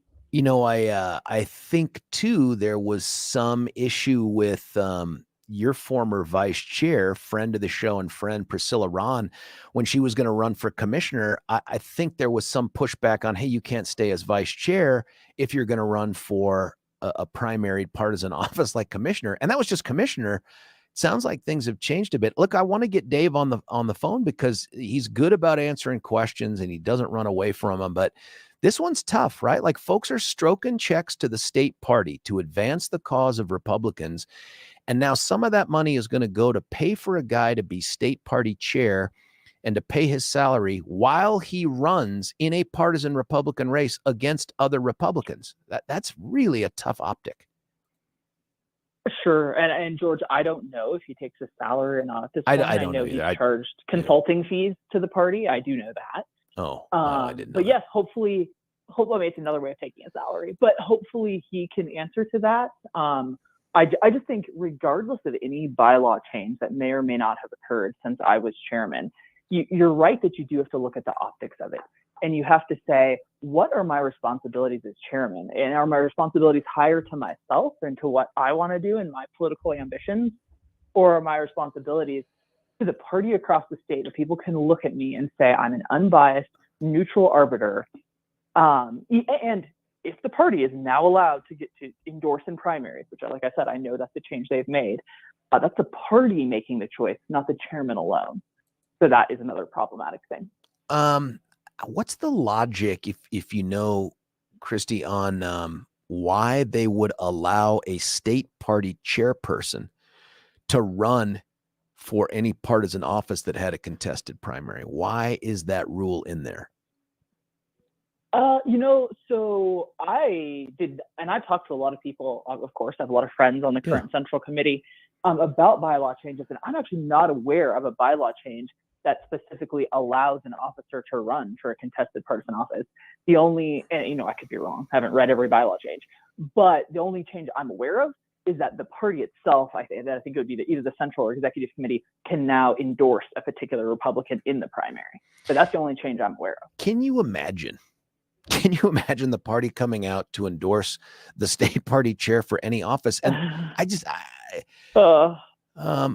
these are the things that you feel like we would be doing if we had super majorities everywhere, right? Like this isn't what you do when you are fighting an uphill battle into a withering storm of bullets.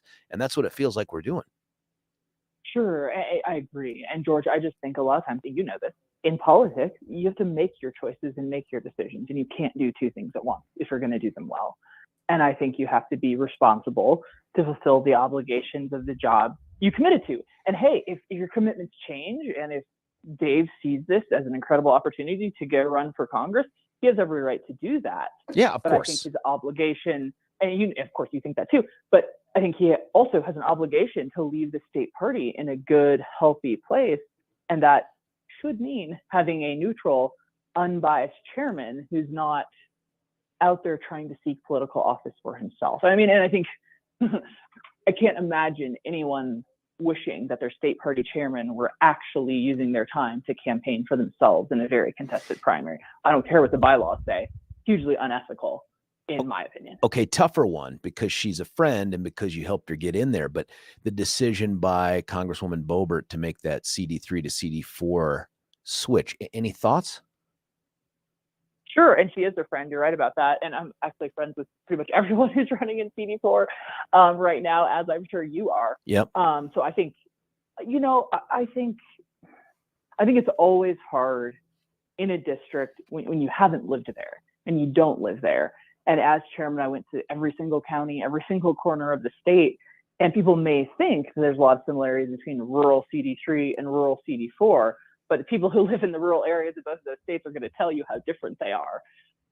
And usually people want to elect someone who really, really deeply understands the issues that affect them. So, I have absolutely seen her get into CD3 and learn all the issues extremely fast. So I know she's, very smart, very capable of learning all those issues. I think that is a top concern, though, of people who live in CD4 is everyone else running in that race has built a life in CD4 and really knows the people here. So, I think that's an issue. I also think her name ID is extremely high. Undeniable. And she's polling shows she's very, very popular in CD4. I think a lot of insiders are aware of some, things that have been in the news that are problematic. But by and large, she's very popular with conservatives and viewed as a fighter. Like I said, though, lots of good people in that race. I have a number of friends in that race, and I certainly will watch it with a lot of interest. Christy Burton Brown, you have been very generous with your time, but I think that you get to do that because, of course, you've canceled school for the kids. I'm kidding. I know it was another entity that does that, but homeschooling day off because of the weather, I presume. It's really hard to get from one room to the next with this weather like this. I'm joking. You got it, George. You got it. KBB, congratulations on the big win, convincing the governor to do the right thing with with our monies when it comes to religious schools. That's a huge win. Very happy about it, and thanks for having me on, George. Can't wait to see the agenda that you guys roll out today. Thank you so much. That's Christy Burton Brown. Took Christy long, lots of stuff going on. It's just some of the stuff while we're on the freaking phone. We'll talk about that when we come back. We're trying to get Dave Williams on the phone. He has never been afraid to come on here before, and I don't expect that to change. But we've definitely got the big questions to ask now that he's made the announcement. He will run for CD5 and remain the state party chairman. Thoughts, 303-696-1971. George Brauchler on The George Show. It's 710 KNUS.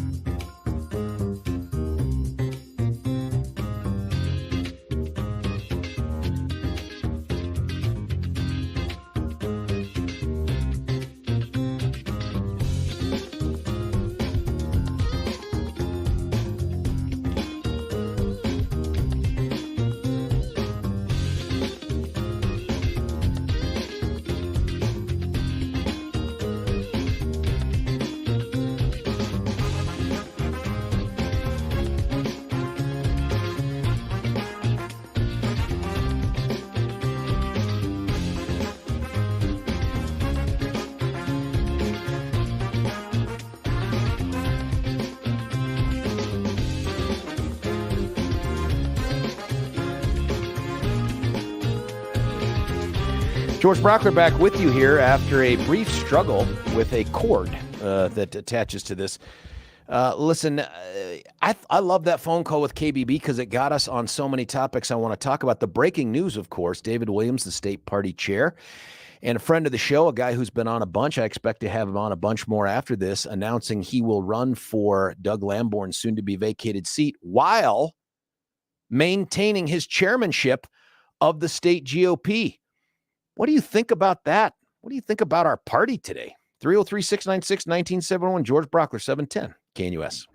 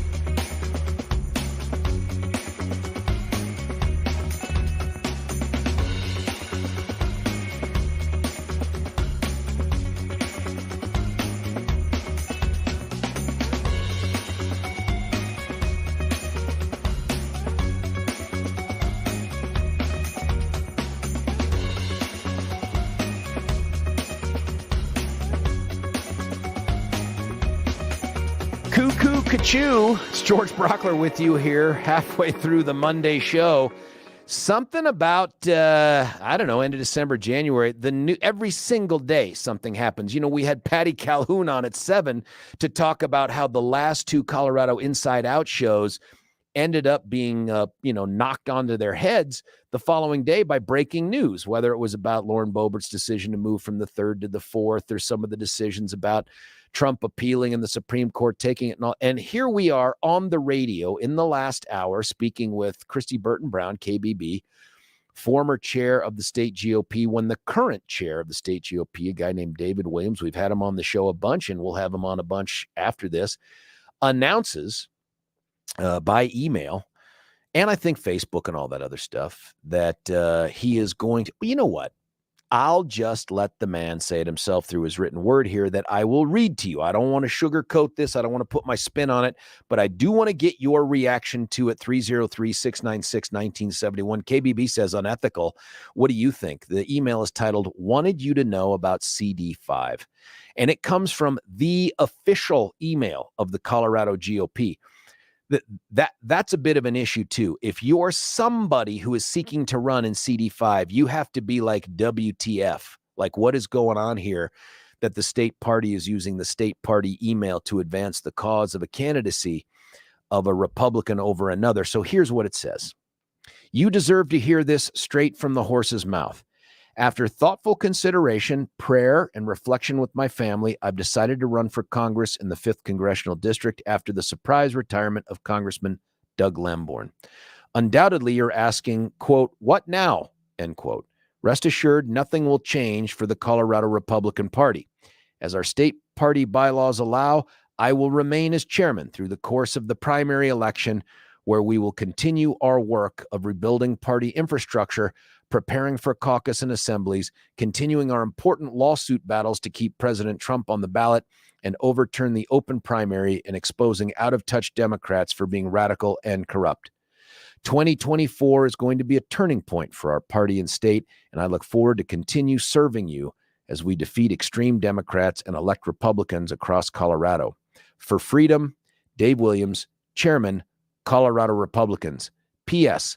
The party and its leaders will ensure fairness and transparency while avoiding any conflicts of interest as more competitors enter the CD5 race. I will do everything possible to ensure the state party bylaws are followed.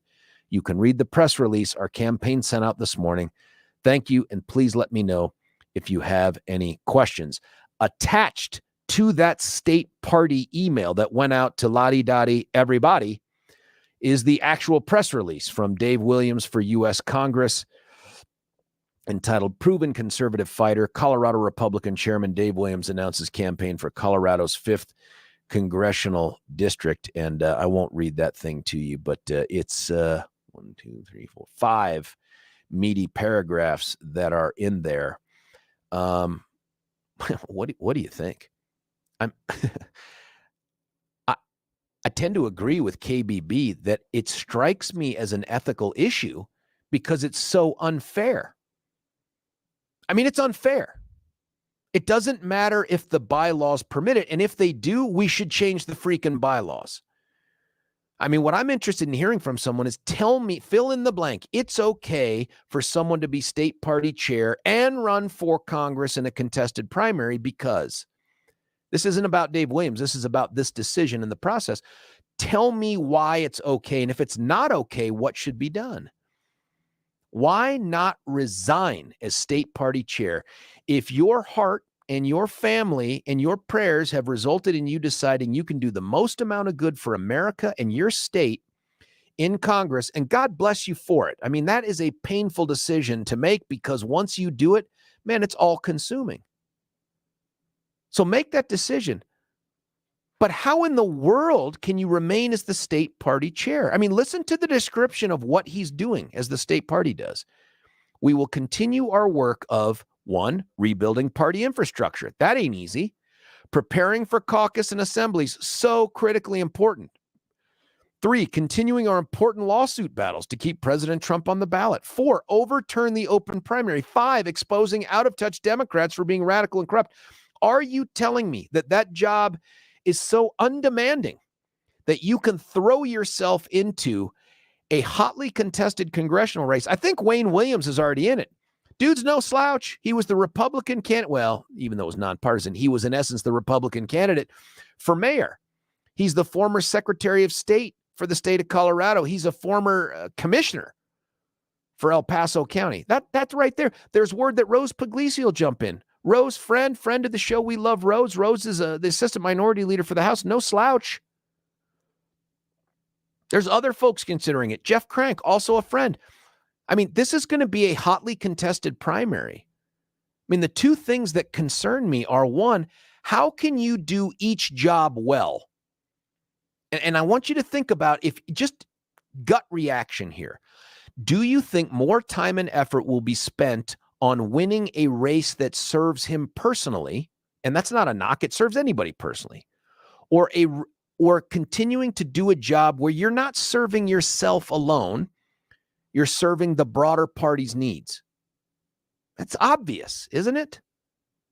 I just wonder how you can do both well. What decisions will be delegated? And if you're the state party chair, how does that conflict with your need now to be in El Paso County all the time as you try to run and win the Republican nomination for the 5th Congressional District? It's obvious why anyone would want it, by the way. It's a legacy seat. Doug Lamborn was there. What was it? They say running for his 9th or 10th term. He was in for 17, 18 years. You win that seat, you hold on. You probably get primary challengers like Doug did, but he kept beating them back every single time and decisively. We reached out to Congressman Lamborn too, by the way. Haven't heard back yet, but we've reached out to have him on. You should know Billy and I each reached out to D. Will to see if he'd come on this morning to have this conversation. It's a tougher show to have the conversation because I'll ask him these exact same questions and give him a chance to answer, but we're not going to roll over and play dead. We're not some of the other shows out there that are like, oh, this is magical news. I really definitely want to know, how can you do this? 303-696-1971. Frank from Golden, you're on 710 KNUS. What do you think, Frank? Hey, George. Hey, you've asked before why people remain unaffiliated, not put on the jersey.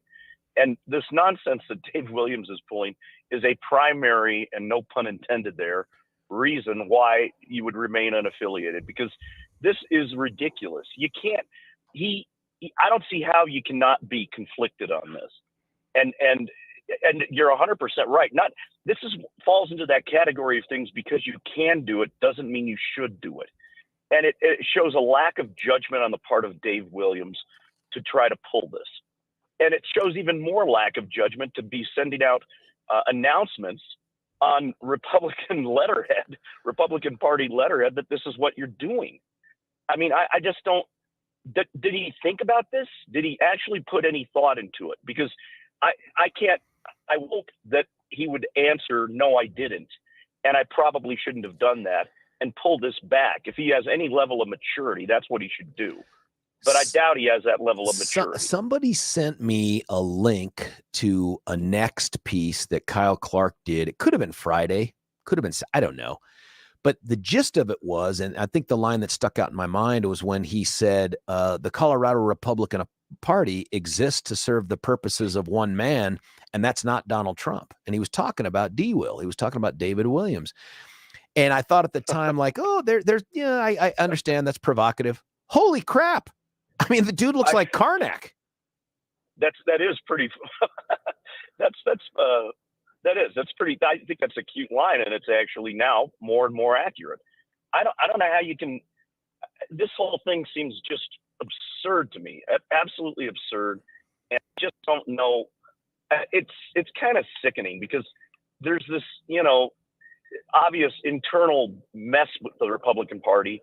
And it's clear where Dave Williams falls on this, is that basically, if you don't have fealty to Trump, you're a rhino. And I don't know, but what maybe Lamborn might have fallen into the rhino category.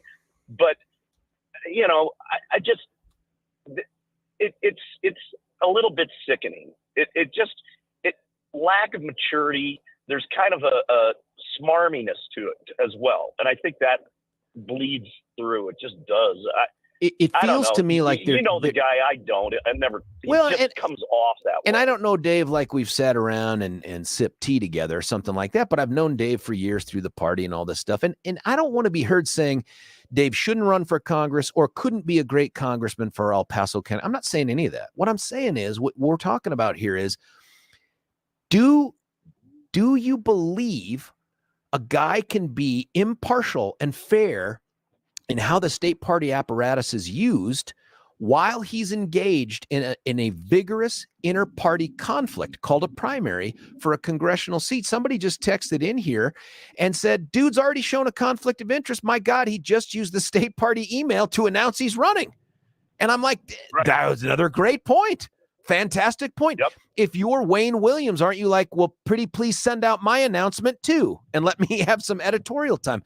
It's a great point to make. If the state party bylaws are silent on this or don't or outright prevent it, we need to change the state party bylaws right now.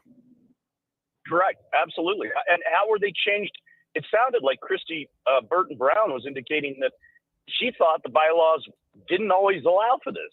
I mean, were they changed and when? I don't. And that's how? I mean, I such don't a know. great question, Frank. But I think your initial point is the one that we have to think about too. And is this the kind of thing that keeps people from coming back under the tent or coming in the first place? That they're like, my God, how do you want to be part of this? The other thing that took place this year with the state party is they passed these changes where now county party chairs and state party chairs can actually endorse in primaries.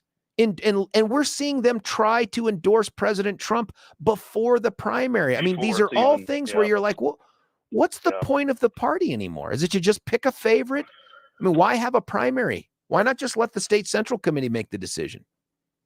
Well, aren't some of these things really? I think if you scratch the surface of any of this nonsense, it's a mechanism by which to get the Trump fealty, group in power and keep them in power, and to eradicate the rhino group, if that's what you want to call them. That's what certainly Dave would call them. And so they're all mechanisms, all machinations are just designed to do that only. It doesn't seem like there's really any other goal. And it's not to further the party's interest. That's really the part. I mean, that's the part that's bothersome about this. They view it as so myopically that the only way the party's interest is furthered is if you get the right, litmus test people in power. Well, and that's it. I think there's something to that. I do think there's a Trump fealty part of this thing, but I also think that at its core, this is a response to Colorado's open primary, and that they are so aghast at what they perceive to be the wrong kind of Republicans winning nomination after nomination, because the assembly has become largely irrelevant in terms of who makes it onto the ballot. And we've seen that time and again now, whether it was for the U.S. Senate, whether it was for the governor, all these other things. The ultimate primary winner is not usually the person that emerges from the assembly when you have someone who petitions on. They hate that. They hate the petition process. They hate the open primary.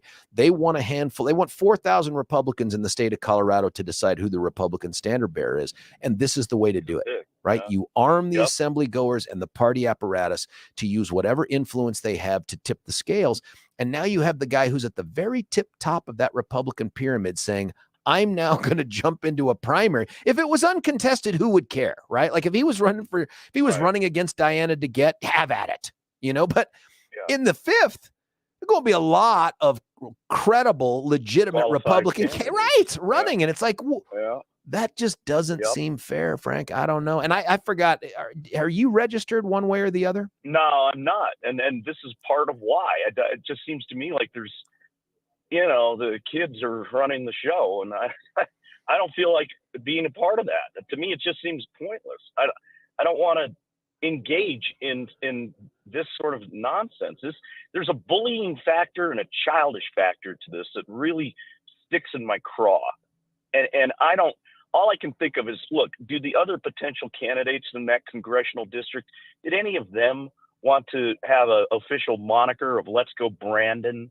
You remember that? I remember. We had Dave on to talk about that too. Yeah, and it was just as silly and stupid then as it is now. And I think this is a reflection of poor judgment And I think you got to think whether you want a candidate who doesn't have good judgment. Maybe that's the simple answer right there. Frank, thanks as always, man, for the phone call. Have a great week, buddy. Yep, you too, man. See ya. Hey, Frank's line is open at 303-696-1971. I know Dave will come on, hopefully today, but if not today, I know he will. And I just want him to answer the question. It is fair because, some of the texts that we get in here are from people who were, who have been in county party politics. And they've pointed out that there are county party bylaws that prevent the chair of the county party from participating in a partisan primaried election. So while being chairman. So I guess one of the other questions is, which rule is right and why? Are they both right? Like, it's okay to preclude a county party chair from running in a primary while serving as the chair, but it's also okay for the state party chair to get to do the exact same thing. I feel like we are dangerously close again to instead of being the party of principle and procedure. And by the way, folks, that's what makes the republic great. We are not a find the outcome you want and anything you can do to get there is okay. That's called Machiavellianism. That's somebody else. That's what the communists do. They know the outcome. Anything they can do to get there is okay. We're the opposite. We believe that the outcome is okay because we put in place a procedure that provides for protection of due process and fairness and all that other stuff. This feels like Machiavelli, doesn't it? The ends justify the means. It feels like we can wink, wink, nudge, nudge away from all of these rules. And when I say rules, I'm not talking about the bylaws. I'm talking about the rules of fair play, whether you've written them down or not. I mean, dang, I don't know. There's got to be a good reason for this. And I wonder if there's precedent for this anywhere else. What other state has tolerated this? I got to believe that if the appropriate amount of pressure is brought, that Dave will ultimately do the right thing and step down a state party chair. I'm not asking him to jump out of the CD5 race. I want to see more qualified, competitive people on the ballot fighting to get the nomination. I want to see that. Dave could win this thing. There's no doubt about it, man. Dave challenged Lamborn. He primaried him a cycle ago. But I'm interested in asking Dave, and Dave, if your friends are out there or you're listening to this, here are the questions I want to ask you. It is fair as state party chair to run in CD5 in the primary while doing both things because. That's one. Here's two. The job of state GOP chair is not so busy that I can throw myself into a vigorous, hotly contested CD5 primary because. The other is, when you said before on this show that you are not going to run for CD5. Now, I don't think anybody, and you coined it this way in your email, the surprise retirement announcement. I don't think anybody could see that coming, but I don't remember you qualifying your answer that way. Like, well, let's see what happens. It was a non-asterisk, no, I'm not. But we're going to go back and find that sound. So I want to know, what changed? Was it I didn't expect him to do that and this is different? And then the last thing is there nobody else in the state party system that could run the party as well as you while you focused on the CD5 race? Is that what you're saying by not leaving? That I'm so invaluable to the state party? I'm so invaluable to the state party that it cannot run well. We can't accomplish our goals unless I'm in this position. And for all those people, you may be one of them. If you're one of the people that voted for Dave to be the state party chair, how do you view this decision? If you had known that he was going to bail on this seat less than a year later, and bail is the wrong word, if he was going to divide his attention less than a year later by running for Congress, would you have still voted for him? And again, this is less about Dave Williams, the man, than it is about a guy or a gal who puts themselves in this position. This decision, I don't know, man. I mean, listen, it just feels like the kind of stuff you see from a party in largesse. This feels like the kind of thing that you would expect to see in Florida, where Republicans control everything in Florida. Right? Like, you get to make mistakes like this. You get to have the inter-party squabbles when you control everything. This is like watching the Elizabeth Epps, Hamas loving, terrorist loving Timmy Hernandez. This is like watching them in the Democrat Party because they have no viable opposition. But we're a minority. We're a minority in representation everywhere, including Congress in the state of Colorado. We have 3 of 8 seats. And if you count Senate, 3 of 10. Is this what we do? Is this the best we got to put on the field in this critical 2024 year? Hey, if you're Donald Trump and you want a chance at winning Colorado, even though I got to be honest, folks, it ain't ever going to happen. I mean, Joe Biden could go weekend at Bernie's and he'd still win Colorado. But if you're Donald Trump, is this what you want the state party chair doing? Do you want that divided attention? Hell, if you're Donald Trump, you may be like, man, Dave Williams is exactly the guy we want in Congress. Hell, we'll come out and adore. But do you want that guy also running the show for Republicans? I don't know. I don't know. 303-696-1971. Listen, we're going to cut away for a break. When we come back, we'll be joined by another special guest to have this conversation. And I want to get the calls going because I think this is tough for you. I think if you're a D-Will fan, if you're a MAGA person, and Dave Williams is all MAGA all day long. He's been very, very loyal to the president. If you're in that camp, you look at this and go, I like Dave, but what? Call in and defend this decision.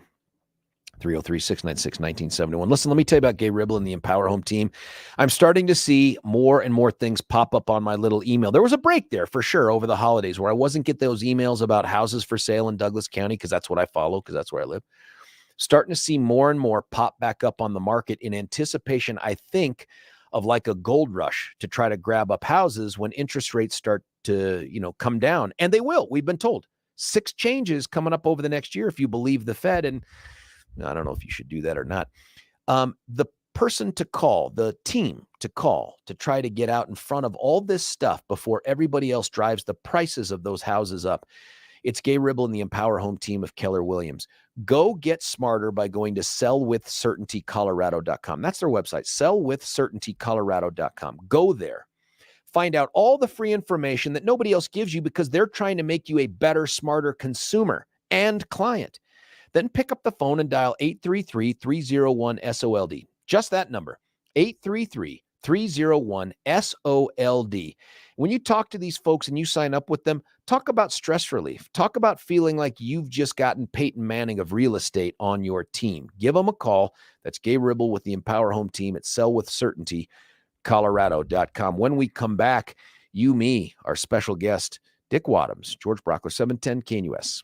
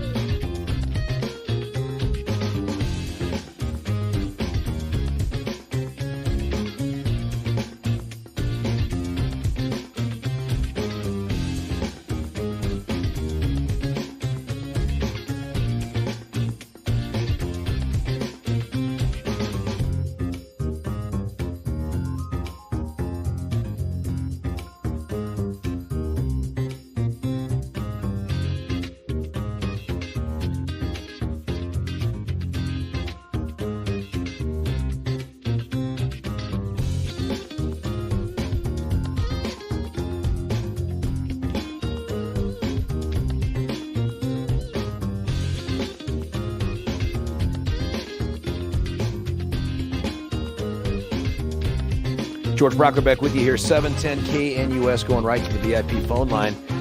Dick Wadhams was the chair of the party for some period of time. I forget the years. I want to say 1876 to 2000. And what was it, Dick? Actually, it was for the 2008 and 2010 election cycle. Yeah. Last I checked, we actually did pretty well in those cycles. Is my memory flawed? Well, 2008 was a tough year because of the Obama phenomenon. Oh, yeah. He carried Colorado. 2010, we went up and down the ticket. I could run through that, but we had disappointments because the Tea Party nominated Dan Mays for governor. Yep, I remember. Proved to be a total fraud.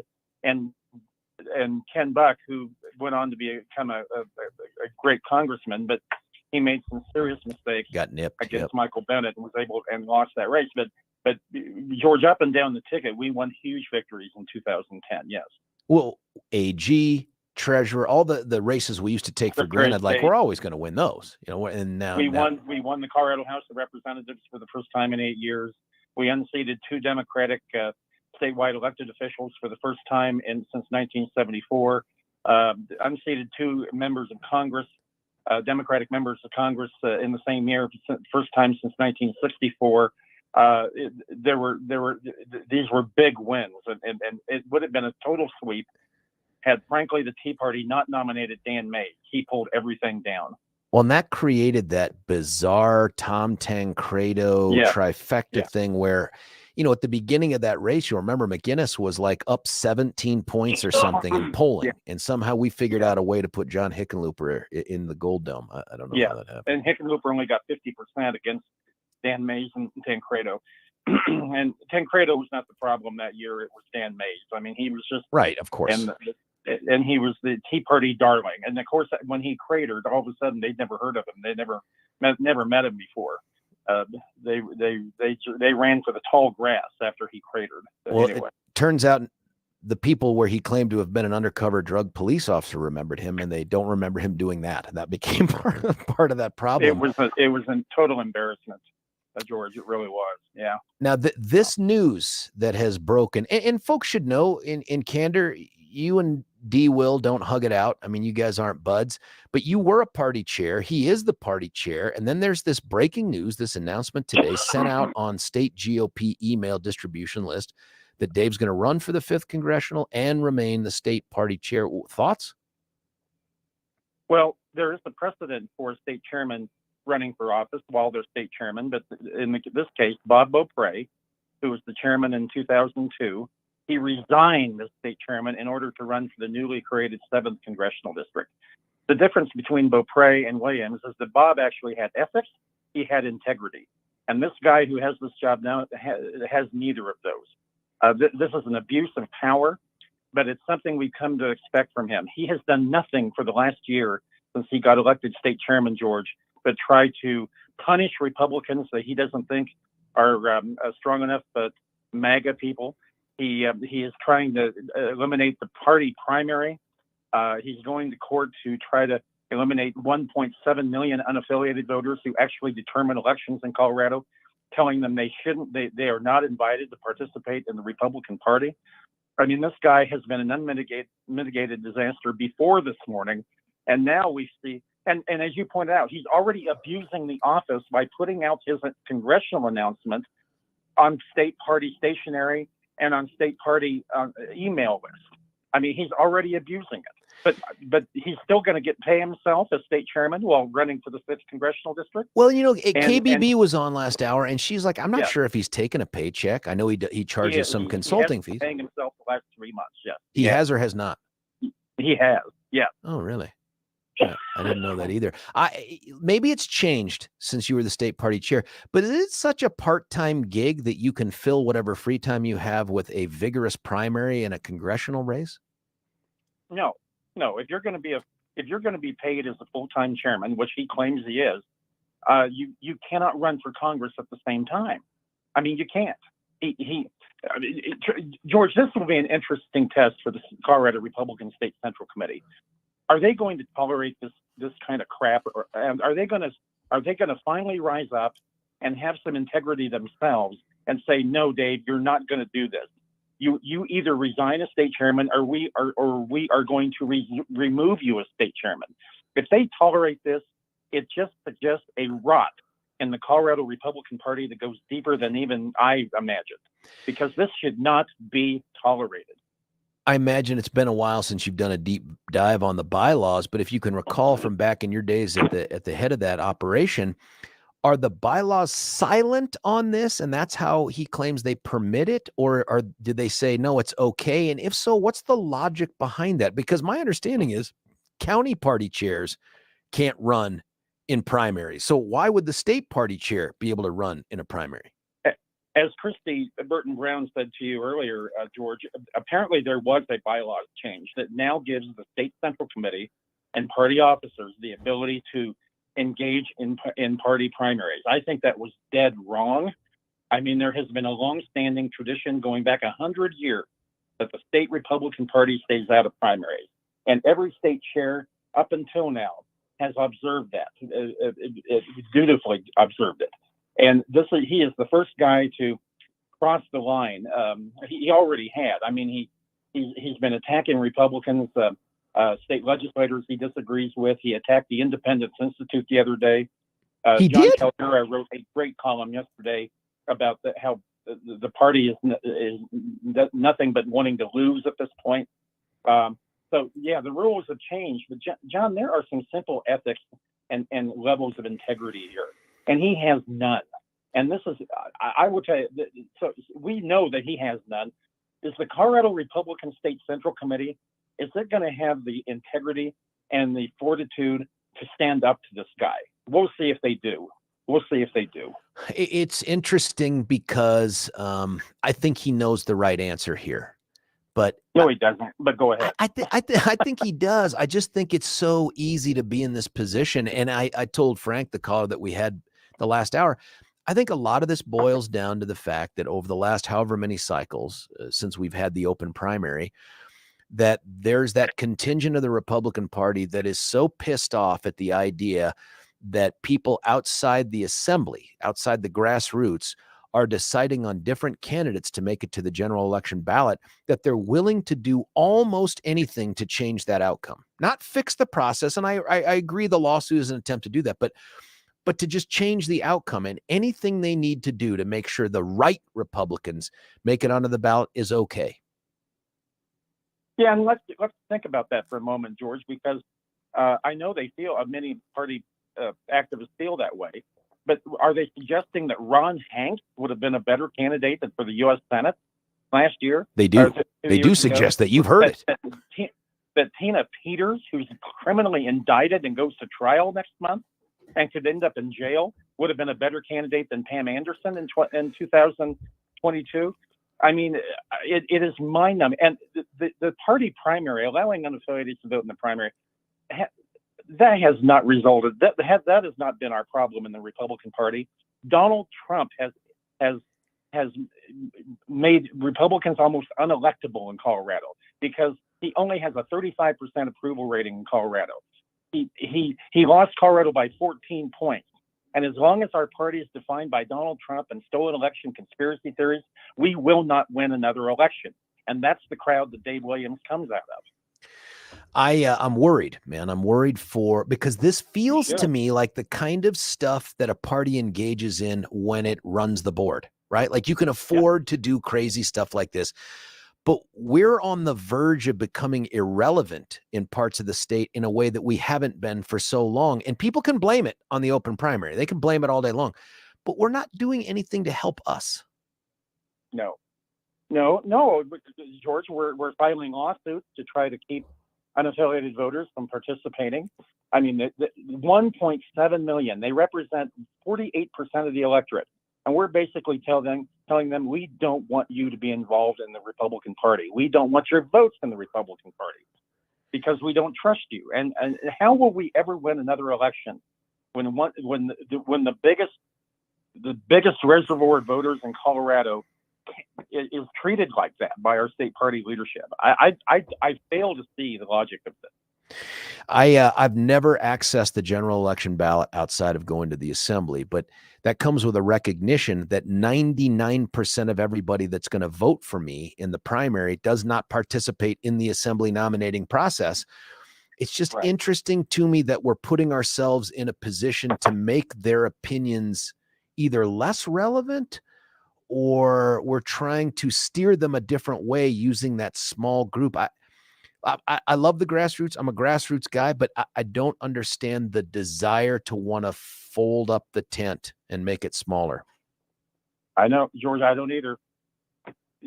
When you go back in history, the people who have won statewide office for United States Senator and Governor, and for that matter, Secretary of State, Attorney General, and Treasurer, are candidates that ran campaigns that ran on clear mainstream Republican agenda.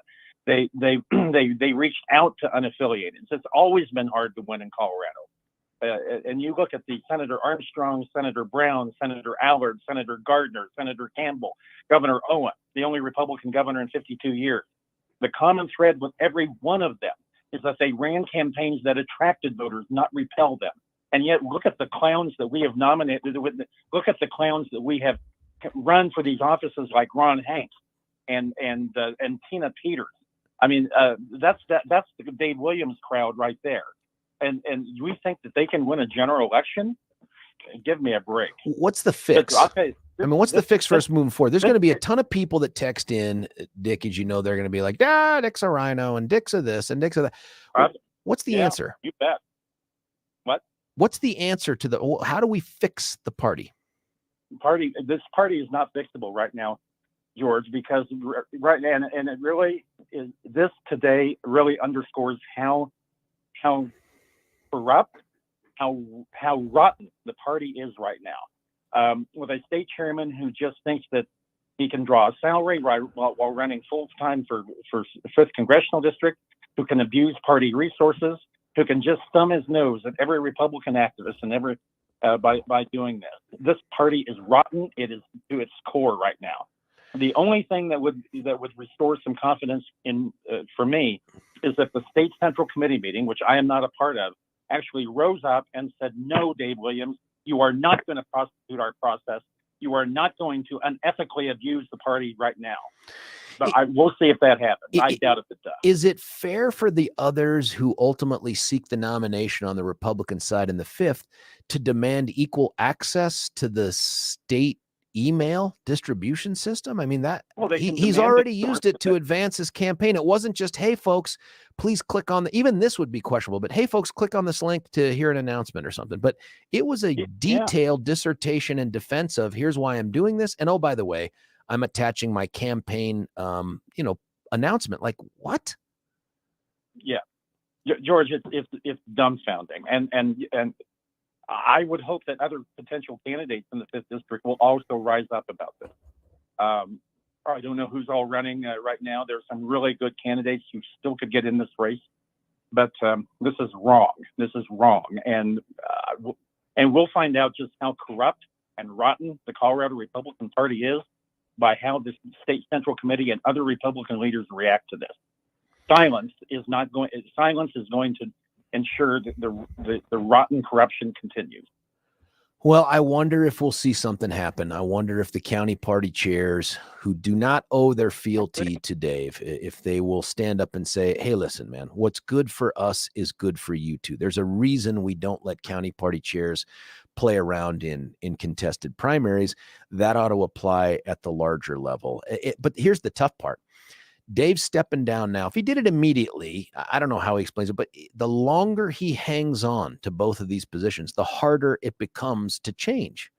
It begins to look like a retreat or an acknowledgement that you made a mistake. And while that's normal in humanity, I don't know that that's normal in politics. I don't know, George. There's nothing normal right now about the Colorado Republican Party. It has been totally taken over by these MAGA stolen election conspiracists, and now we know that the ethics and integrity means nothing to them if they allow this to happen. The Colorado Republican Party can restore some credibility if that central committee rises up and says, "No, Dave Williams, you are not going to prostitute our process like this." But we'll see if that happens. They'll probably rally. I fear, George, they will rally around him and say, "Oh, this is fine."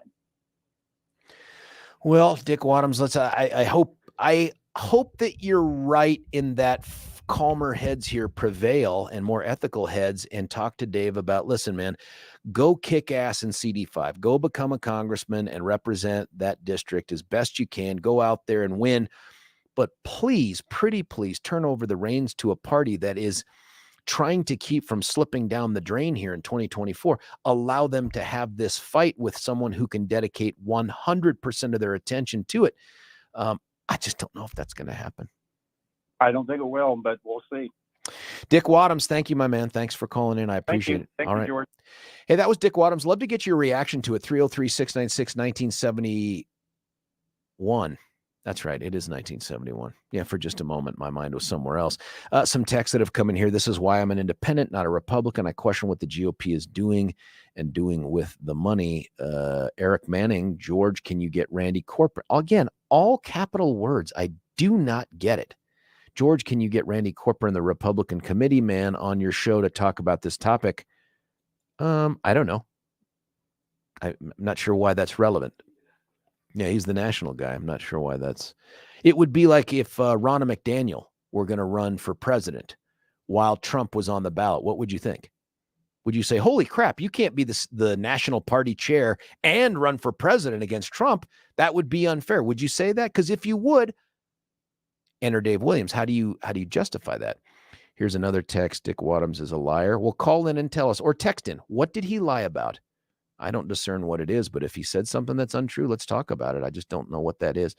Here's another text. What he's doing as chair should be no surprise. He's consistently done this over and over. And now we're going to get Dave on at 9:25. God bless that guy. Dave Williams is going to come on at 9:25. We're looking forward to that interview. Here's someone else, our buddy Joan. And now I tune out. Dick Wadhams shot his wad 2 decades ago. We were already crashing and burning. And it wasn't 2 decades ago. Joan, as you heard, he was the chair in 2010, which paved the way for our last giant statewide victory, which was in 2014 with somebody named Cory Gardner. No GOP governor in 16 years. No. Well, it's been more than that, because we had Ritter, 2 terms of Hickenlooper, and now a second term for Polis. We're going on 20 years since we've had one. But you can't lay that at the feet of Dick Wadhams, my God. No majority on both sides of the legislature in 18 years. Well, you know that's false, because as Dick pointed out, we won the House. Remember Speaker Frank McNulty? I do. That's well within the last decade or so. 18 years, and who's responsible for that? Williams will stay because he was voted by people that are tired of the embarrassment of the old regime. Yeah, but Joan, question for you, and I'll ask Dave this too. Did those people believe they were voting for a guy who would have divided attention? I mean, that's undeniable, right? Like, explain to me how you can work just as hard as you have been for the state party while you're working to win a primary in CD5. Is it possible? Did he have some in the reserve, some in the tank he was hanging on to for such a cause? And if so, why? Like, how can you do both just as well? 303-696-1971 is the number. I want to tell you about our friends at QC Kinetics, because they're problem solvers. What they do is just, I don't know, they're just the nation's leader in regenerative medicine. That's that way of helping cure you of the ailments that you have in your joints when they're hurt by using you. Not a lot of pills. I mean, no pills, no invasive surgery, no suck it up and move on. They just get right to it, man. And you come in and you see them, and they take a needle and they pull some of the good stuff out and they put it in the places that need the help. And then you walk right out and start healing just that quickly. Avoid surgery. Avoid surgery. Give yourself at least an option to avoid surgery. Call them for a free consultation today. Local medical professionals will answer your questions. 303-900-8986, 303-900-8986. You can also check them out. Tons of good information at QC Kinetics. All one word, QCkinetics.com. When we come back, your calls, your text, George Brauchler, 710 KNUS.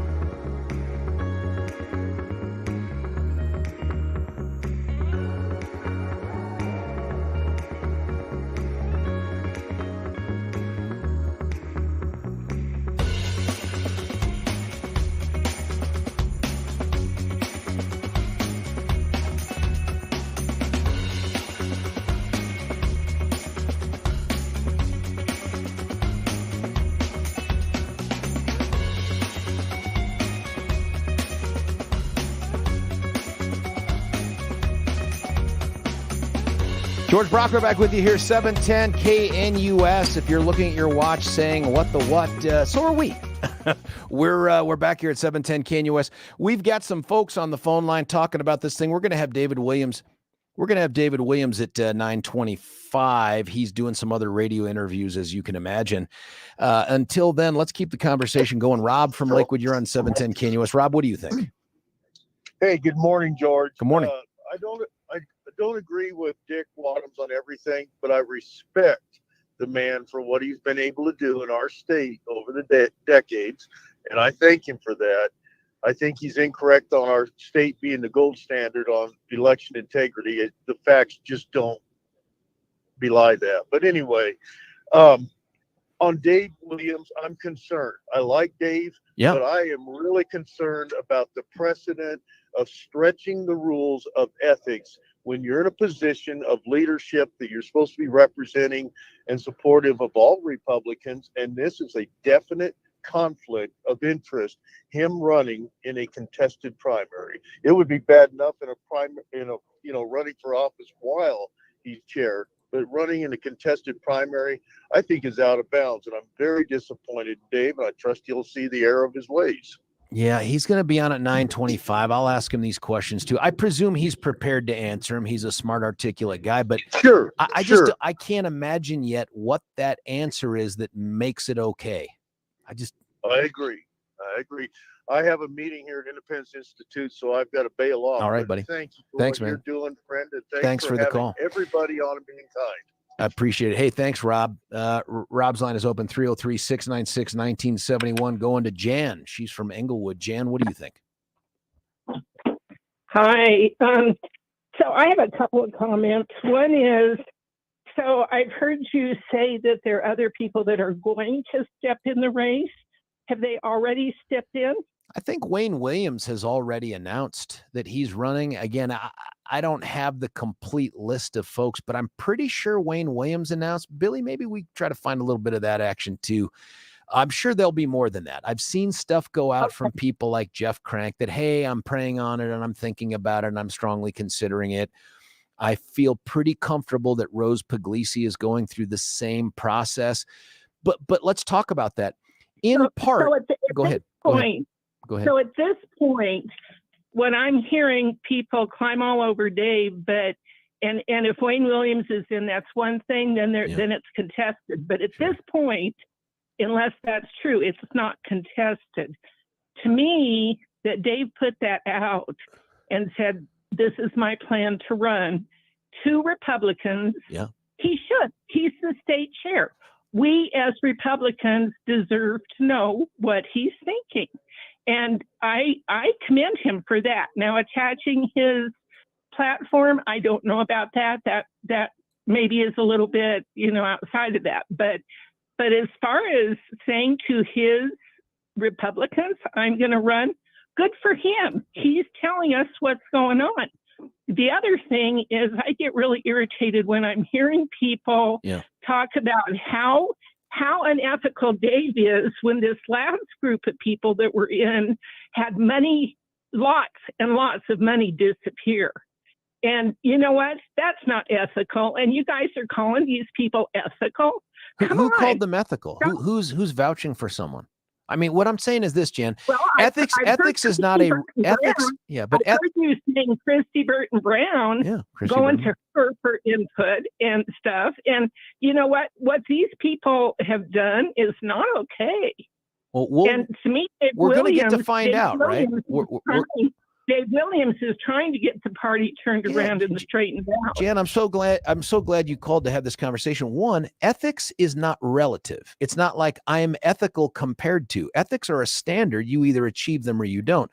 So whether or not there's a whataboutism, like what about these people? What about that? Doesn't change the analysis on this particular decision. So the two things I'd ask you is your position that if it's not contested now, if that seat becomes contested, if someone else jumps in, Dave should step down as state party chair, or do you think he should still do both jobs, running and being state party chair? That's a little tough for me. He certainly shouldn't use the state platform to put his information forward at that point if it's contested.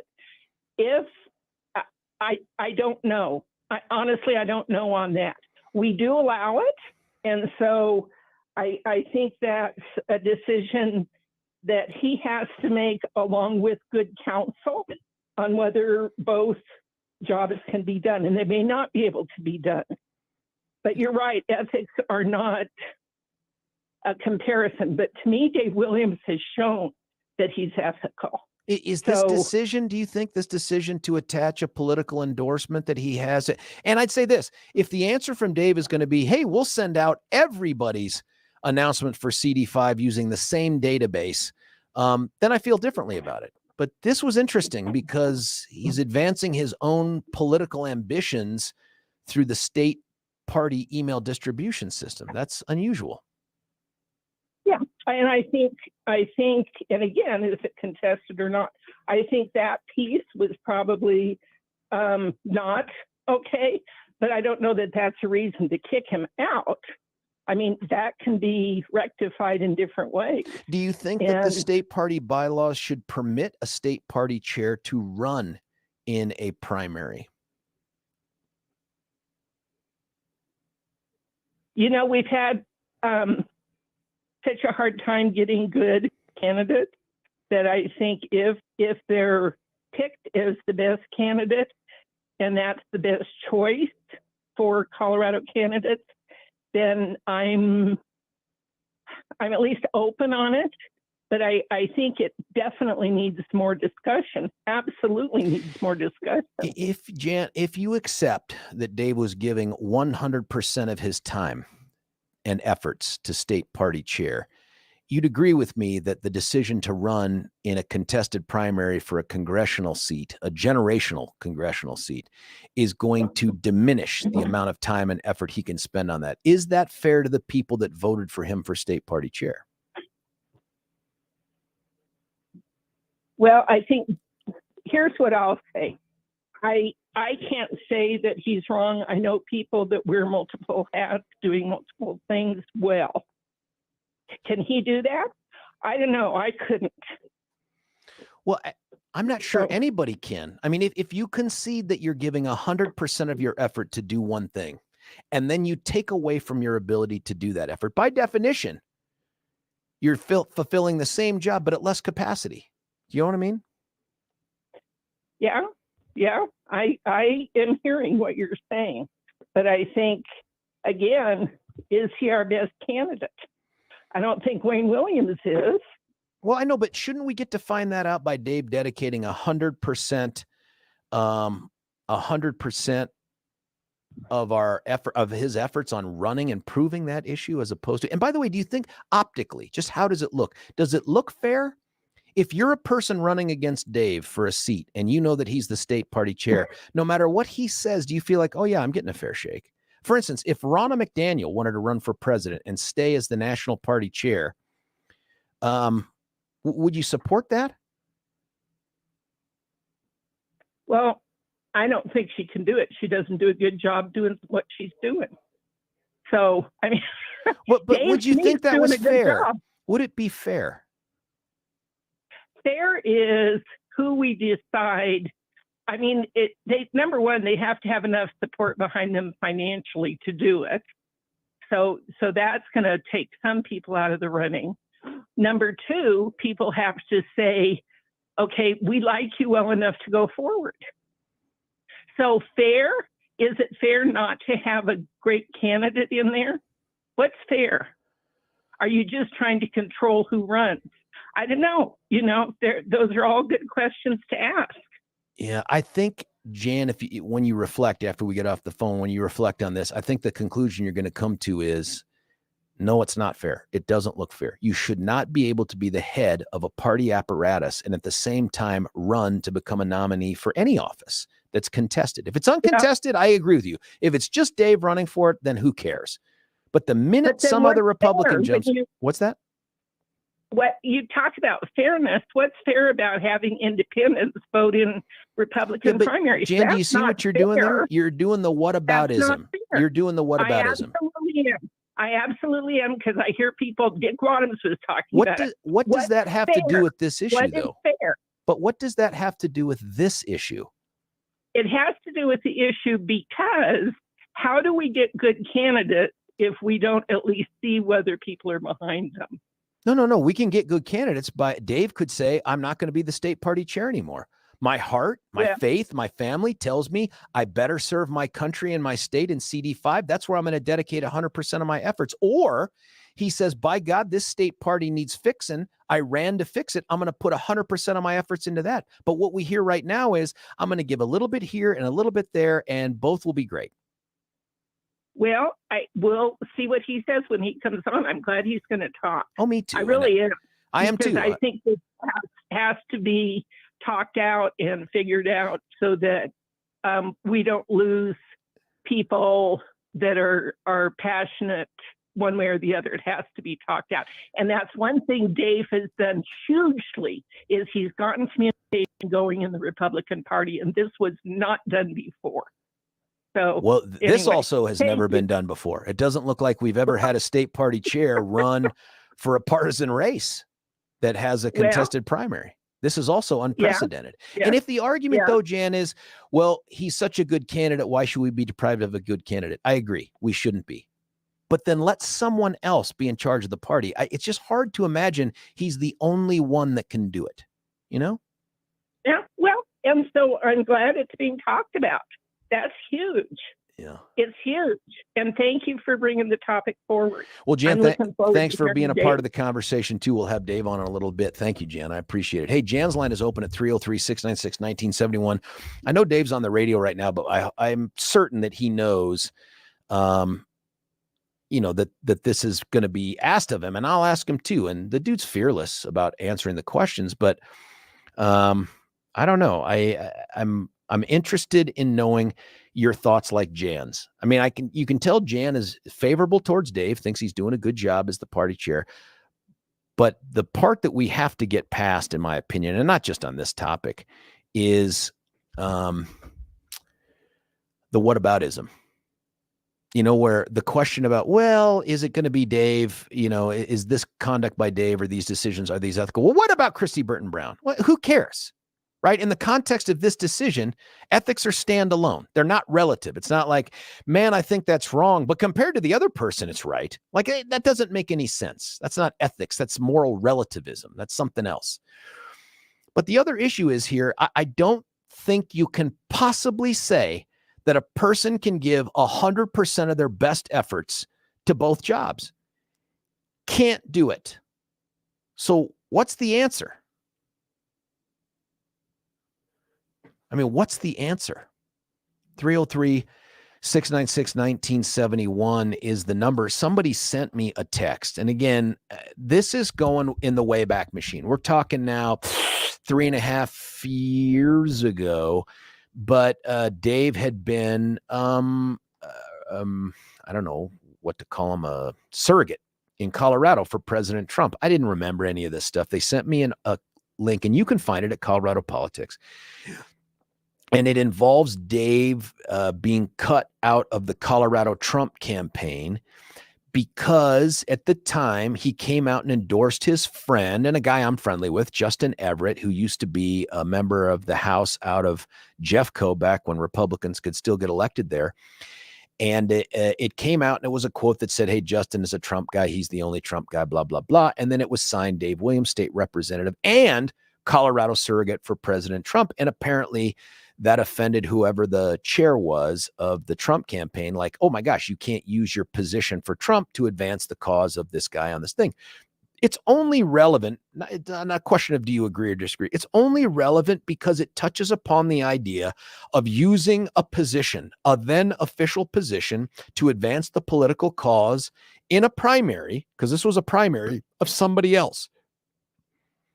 Doesn't it feel like that's what's taking place here? And, I guess as I noodle this thing out with you, I think to myself, maybe his answer is going to be everybody who's running for the CD5 Republican nod is going to be able to access the state database, and we'll push out their announcement as well. That might take some of the sting out of it. Maybe they do that as a matter of course, and we just don't know it. But short of that, what? And what do you do in the future? I mean, think about this. Throughout the campaign for the primary, Dave will continue to be able to send out emails to the entire state party advancing whatever. And it doesn't have to be overt, like, and vote for me for CD. It doesn't have to be that. He's going to be able to elevate his name ID and his using this platform, this statewide platform that is not available to other primary contenders. how is that fair? I don't know. I mean, Dave's going to have an answer. Maybe his answer will be, I'm going to let everybody do it. All right, I get it. I have this unfair advantage because I'm the state party chair. I have access to this database. I get it. I'm going to let everybody that's running for the Republican nod have the same access. Maybe that's it. I mean, my hope is Dave says, okay, I get it. I thought I could do both these things. I've listened to the grassroots, the people that put me here, the people that ought to be running the show, and I can't give them 100% of my best efforts because some of those best efforts are going to go towards winning this nomination. I don't know, man. I mean, it's such a bizarre environment. The other thing is Billy's like, well, when do we get to ask the question, what's going on that all three members of the Republican congressional delegation all don't want to be in their seats anymore? Like, what's going on there?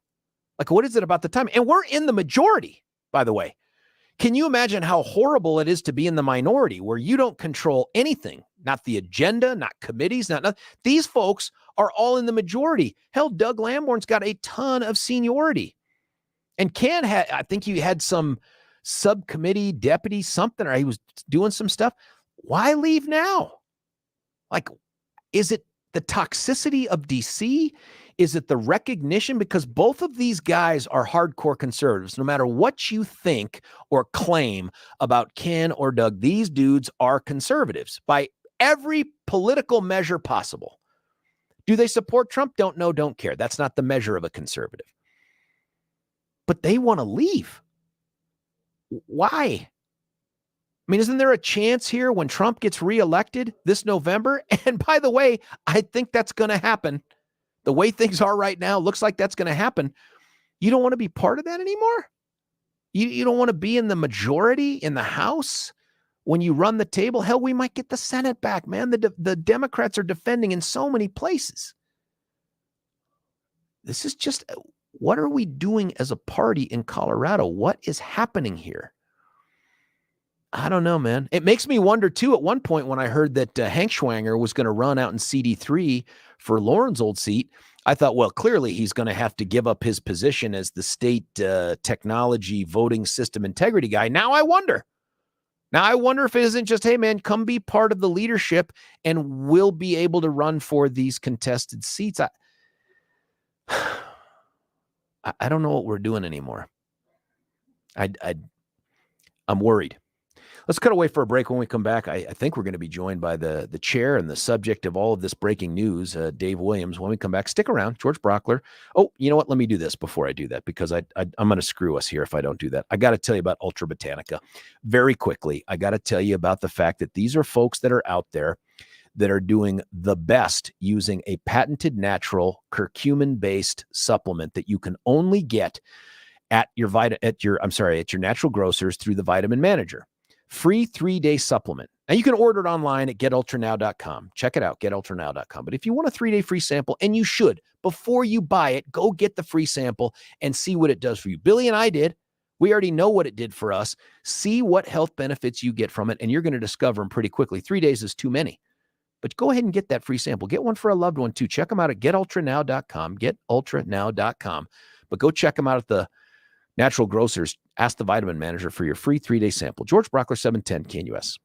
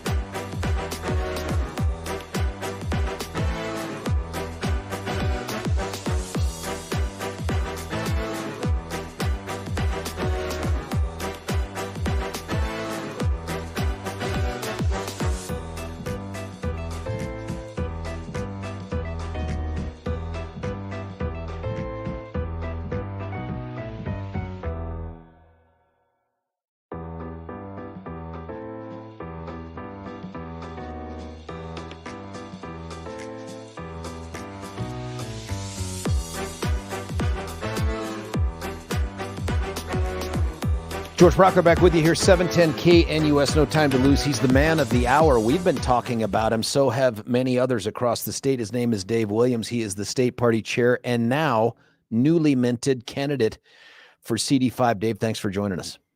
You bet. Thanks for having me, George. Man, I presume you are getting crushed with the request to make the rounds and do all this other stuff. I just thank you so much for making time this morning to include us on that list. You bet, George. Anytime I can come, I will. Hey, question, because it's been controversial, and I'm not going to be the first person or the last person to bring that up, but the decision to run at the same time as remaining state party chair. Talk us through that. Yeah, you bet. Well, first off, I think it's, you can't be overstated, right? It was such a surprise and shock that Doug Lamborn would retire, and so thus it made it an open seat.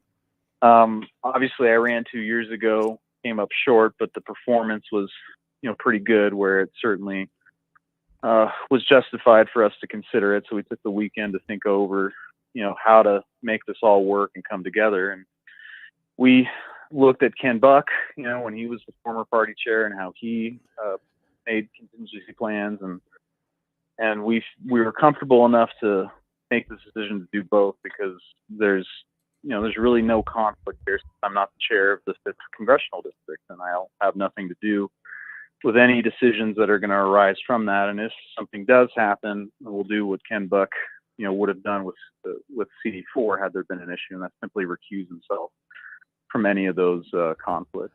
When Ken ran as the state party chair, did he have a primary? But I don't recall, because it was 4 years ago or so, but he certainly knew that there was a chance that he could have a contested primary, and he did make contingency plans in that event. So I don't know if that helps. I don't think he had a primary then. I think he had Bob Lewis last time in 2022, but I don't think he had one in 2020 at the time. That feels like a difference maker in this way, and I'll ask you to hear this out.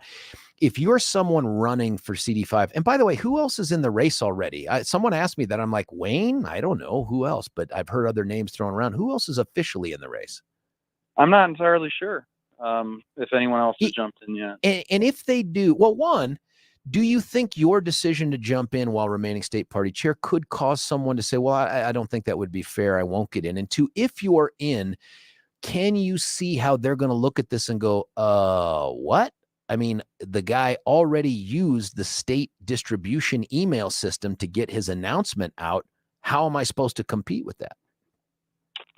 Well, I don't know what I can't speak for any of the potential competitors that would jump in, but this is no different than any other prominent, well-connected Republican jumping in. They're certainly it's going to be known that they're running, and it was certainly my duty to notify the party that I was going to run and stay on at the same time. You'll notice that email was not asking for solicitations. It wasn't asking for support. It was simply notifying the party of what we were doing. Well, sorta. And I say that because you also have attached to this your announcement that you're running, the Dave Williams for United States Congress. It wasn't just, hey, as party chair, I'm letting you know a decision I've made. You also included the political component of this for the campaign, which has a link to your website to it. That's fair, isn't it? That's what you did. That was the press release right. we attached at the bottom. Right. We did that because people wanted to know. So we're going to let them know. If anyone else, I'm making this up, but if Wayne Williams is in it, if he's in, would you allow him to access the state party system, and maybe you'd send it out for him to send out his press release about running for CD5? Look, if it makes everyone feel better, I don't have an objection to it, but that's the decision I'm going to leave the remaining officers and the other leadership team. Did the officers vote on this email with the press release? No, there was no formal vote, but again, if Wayne or anyone else who's going to jump in, if they really want to feel better about their announcements going out through the state party system, I'll leave that to the other officers and the other executive team to figure it out. Well, why wouldn't you make that decision like you did for your own? Well, look, George, what is it?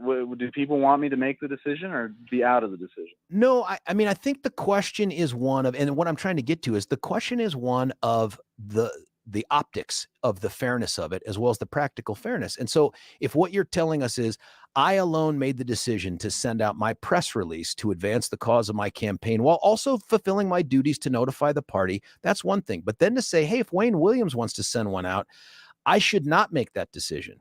The party should make that decision, the officers. My question is, why didn't you have the officers weigh in on your decision to send the email with the press release if that's the filter by which every other candidate is going to have to go through? And the only reason we're having this conversation is because it highlights what I think people view as the conflict of interest. You have obligations to the state party. You also have access to things that people running for CD5 don't. You've already used them to benefit your campaign. Is that fair or is that unfair?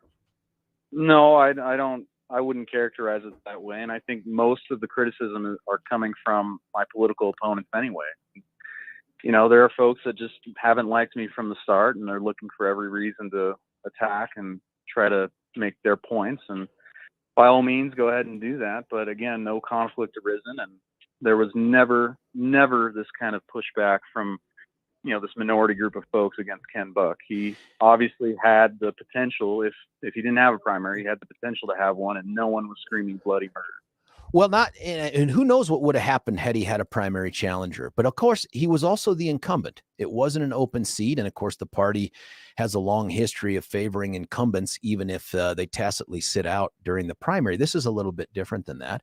I think it's unprecedented. I don't know of any other state party chair who has run in an open seat primary for any office, let alone a congressional one. But the other practical part is this. I believe that you were using 100% of your efforts to advance the cause of the state party and that you're trying to right the ship. I believe that. If that's true, aren't you going to, by definition, then be giving less than that as you also run vigorously for a contested primary seat for Congress? Well, I believe I can walk and chew gum at the same time. I mean, we are going to be able to still follow through on our project and make sure the party is in a strong position while I'm able to run for the 5th Congressional. And the other thing I would point out to the critics who are undoubtedly talking about this, when they, you know, start criticizing Mike Lynch for remaining as the minority leader who's tasked with expanding the House majority, or minority at this point, and running for this 4th CD, then I'll be more inclined to listen to their complaints. How do you see that as similar? And again, a fair comment, but why is that similar? Well, if the criticism is that my focus is no longer singular and it's divided, then that's got to be the same criticism for any Republican in leadership. And by the way, one of the people that's rumored to run is Paul Lundeen, the head of the Senate minority. Yeah. So again, if my critics want to actually be honest and fair, then I need to start seeing from them criticism towards people they like. Yeah. Also, by the way, state legislature is not in session, and it's only a 120-day session. And I presume that this primary will be, what is it, end of June, I would guess. So a little bit different than that. But I get your point. If each of those people step down from their leadership roles, would you then step down as state party chair? No, because I don't think they actually have to step down. My point in all this is that there's a bit of hypocrisy coming from those who are whining and complaining the most. And it comes back to the fact that they just don't like a grassroots conservative running the party, nor do they want someone like me going to Congress. For those that want to see you win out there in CD5, and there's a ton of them, what about the idea that they're like, good God, Dave, if you're going to win this, pretty please, we need a grassroots guy. Pretty please dedicate everything you've got to winning this primary and stop being distracted with doing a job that someone else could also do, which is to run the state party. What would you say to that? Again, I can walk and chew gum at the same time. We're doing very well, and we can. Yeah, but is running for Congress chewing gum, and is running the state party walking? I mean, it's a thing we say all the time, that we can do two things at once. But by definition, man, you have a limited amount of time, a limited amount of attention, and a limited amount of passion and energy. You can put them all into one thing, or you can divide them. And that's true, by the way, for Lundeen. That's true for anyone else in leadership. So this isn't just about you. Aren't you, by definition, dividing your efforts that should be 100% focused on one or the other? Well, I mean, I think it's a fair question, but you see this all the time. And when people run for campaigns, a lot of folks have to do multiple things, wear multiple hats, and work multiple jobs. We are confident we can do both, and given our performance 2 years ago, we think we're in a strong position to win, especially with the plethora of candidates that are going to jump in. It's interesting. Do you feel like this is an issue for the people that voted for you for state party chair? Should you go back to them and say, hey, I know when I ran for this, I told you I'd be doing this 100%. You guys should take another vote and make a decision about whether I should, and it's not really a no confidence vote, but it's a, hey, do you want me to keep on going? And would you consider allowing them to make that vote? If my critics like Dick Wadhams or anyone else want to push the Central Committee for a vote, they can get 25% of the Central Committee to sign a petition. And No, I get that. I'm not saying Dick Wadhams. I'm not saying that. I'm saying you.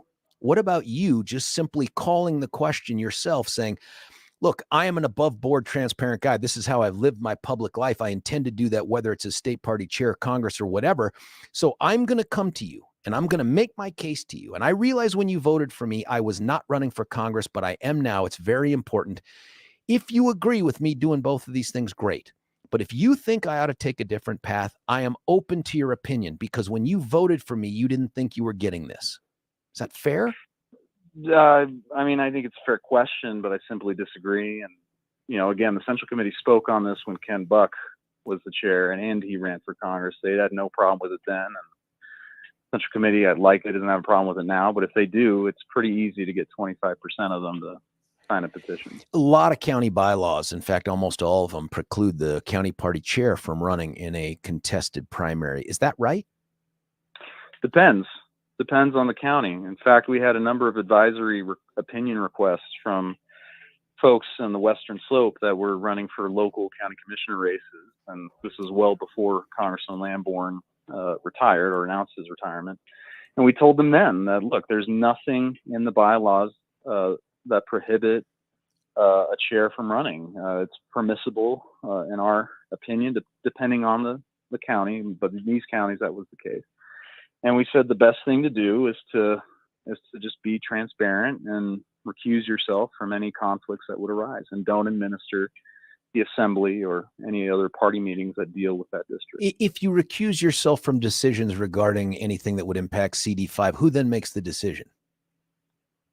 Well, I suppose that would be up to, you know, the individual counties. I mean, they do have their own sets of officers and executive committee. But at the state level, who would do that? Well, I would imagine the only time some sort of conflict would come up would be some sort of controversy proceeding after something having to do with the assembly, at which point I would certainly not chair that meeting, and I would not even vote in that meeting, and it would be the executive committee, probably being chaired by Hope, our vice chairwoman, to adjudicate the decision. Are the changes in the rules that have recently taken place at the state and county levels, are they such that the state could come out and actually endorse you in a primary? Depends on the situation. If I'm the only one to have gone through the assembly and all the other opponents have petitioned on, then that possibility exists. But it would be up to the executive committee and the other officers to, you know, consider and then, you know, pass judgment on that type of decision. That's interesting. And then what about the use of state funds to advance the cause? Can the state use funds to help out someone in a primary? No, I don't believe so. I mean, that's not what we're planning to do. We're going to fundraise into our own, you know, campaign coffers and not worry about the party's funds. In fact, any party's funds are likely to be directed towards our competitive seats in CD3 and CD8 after June. Will you still be using the state email distribution system to send out stuff about your campaign, or is this it? Is it a one and done? Well, this was my responsibility to notify the entire state party that I was doing this. But no, we don't. We're not going to be using the state party email to be putting out campaign releases or anything like that. What do you continue on as a legislative aide as well, or is that something that's in the rearview mirror? Oh, I haven't been in that role for quite some time now, so it's not something we'll be taking up again. And I know you primaried Lamborn 2 years ago. why run for Congress? Like, what is your goal? Why do you think you're best suited for it? I'd ask any candidate this, but I didn't want it to just be about the decision to stay. I wanted you to be able to talk about the campaign. Sure, you bet. You bet. Well, when I ran the first time, it was clear to me that we needed a true grassroots proven conservative who's going to go to Washington and stand up to the special interest insiders and to the radical left and the swamp that is continually destroying our country. We have folks that are making decisions not in the best interests of the communities they represent, but rather in the interests of their buddies or themselves. There's so many people that are raiding our taxpayer coffers. They're giving power to their friends and their buddies and taking away from the people in the states. It's, the madness has got to stop. This is why in our campaign announcement that I don't know if you saw or not, we quoted Oliver Anthony in his song, right? Richmond, north of Richmond. That's exactly the problem we have in Washington, and we need we need leaders who are going to be elected to stop, that type of behavior. It's time we reform Washington because it's broken, and the only way we can do that is with principled, proven leaders who are going to push back. If you get elected to Congress, would you remain as state party chair? Well, you mean if I win the nomination? Well, I mean, if you win the nomination, man, you're going to get elected. I mean, I think everybody knows that the fifth and going right. in the other You're direction. you're thinking 2025. Is that right? That's the question. Yeah. I don't know. I honestly don't know. It's not a question that's been presented to me yet. I'd like I just to. did. Right. I know. I just presented it. I think about it. I mean, look. Here's the thing. If our performance is good in 2024 and we hit the benchmarks that we need to hit in order to have good performance, it's certainly on the table. I'm not gonna say no to it. What's the website people can go to learn more and help you out if they want to?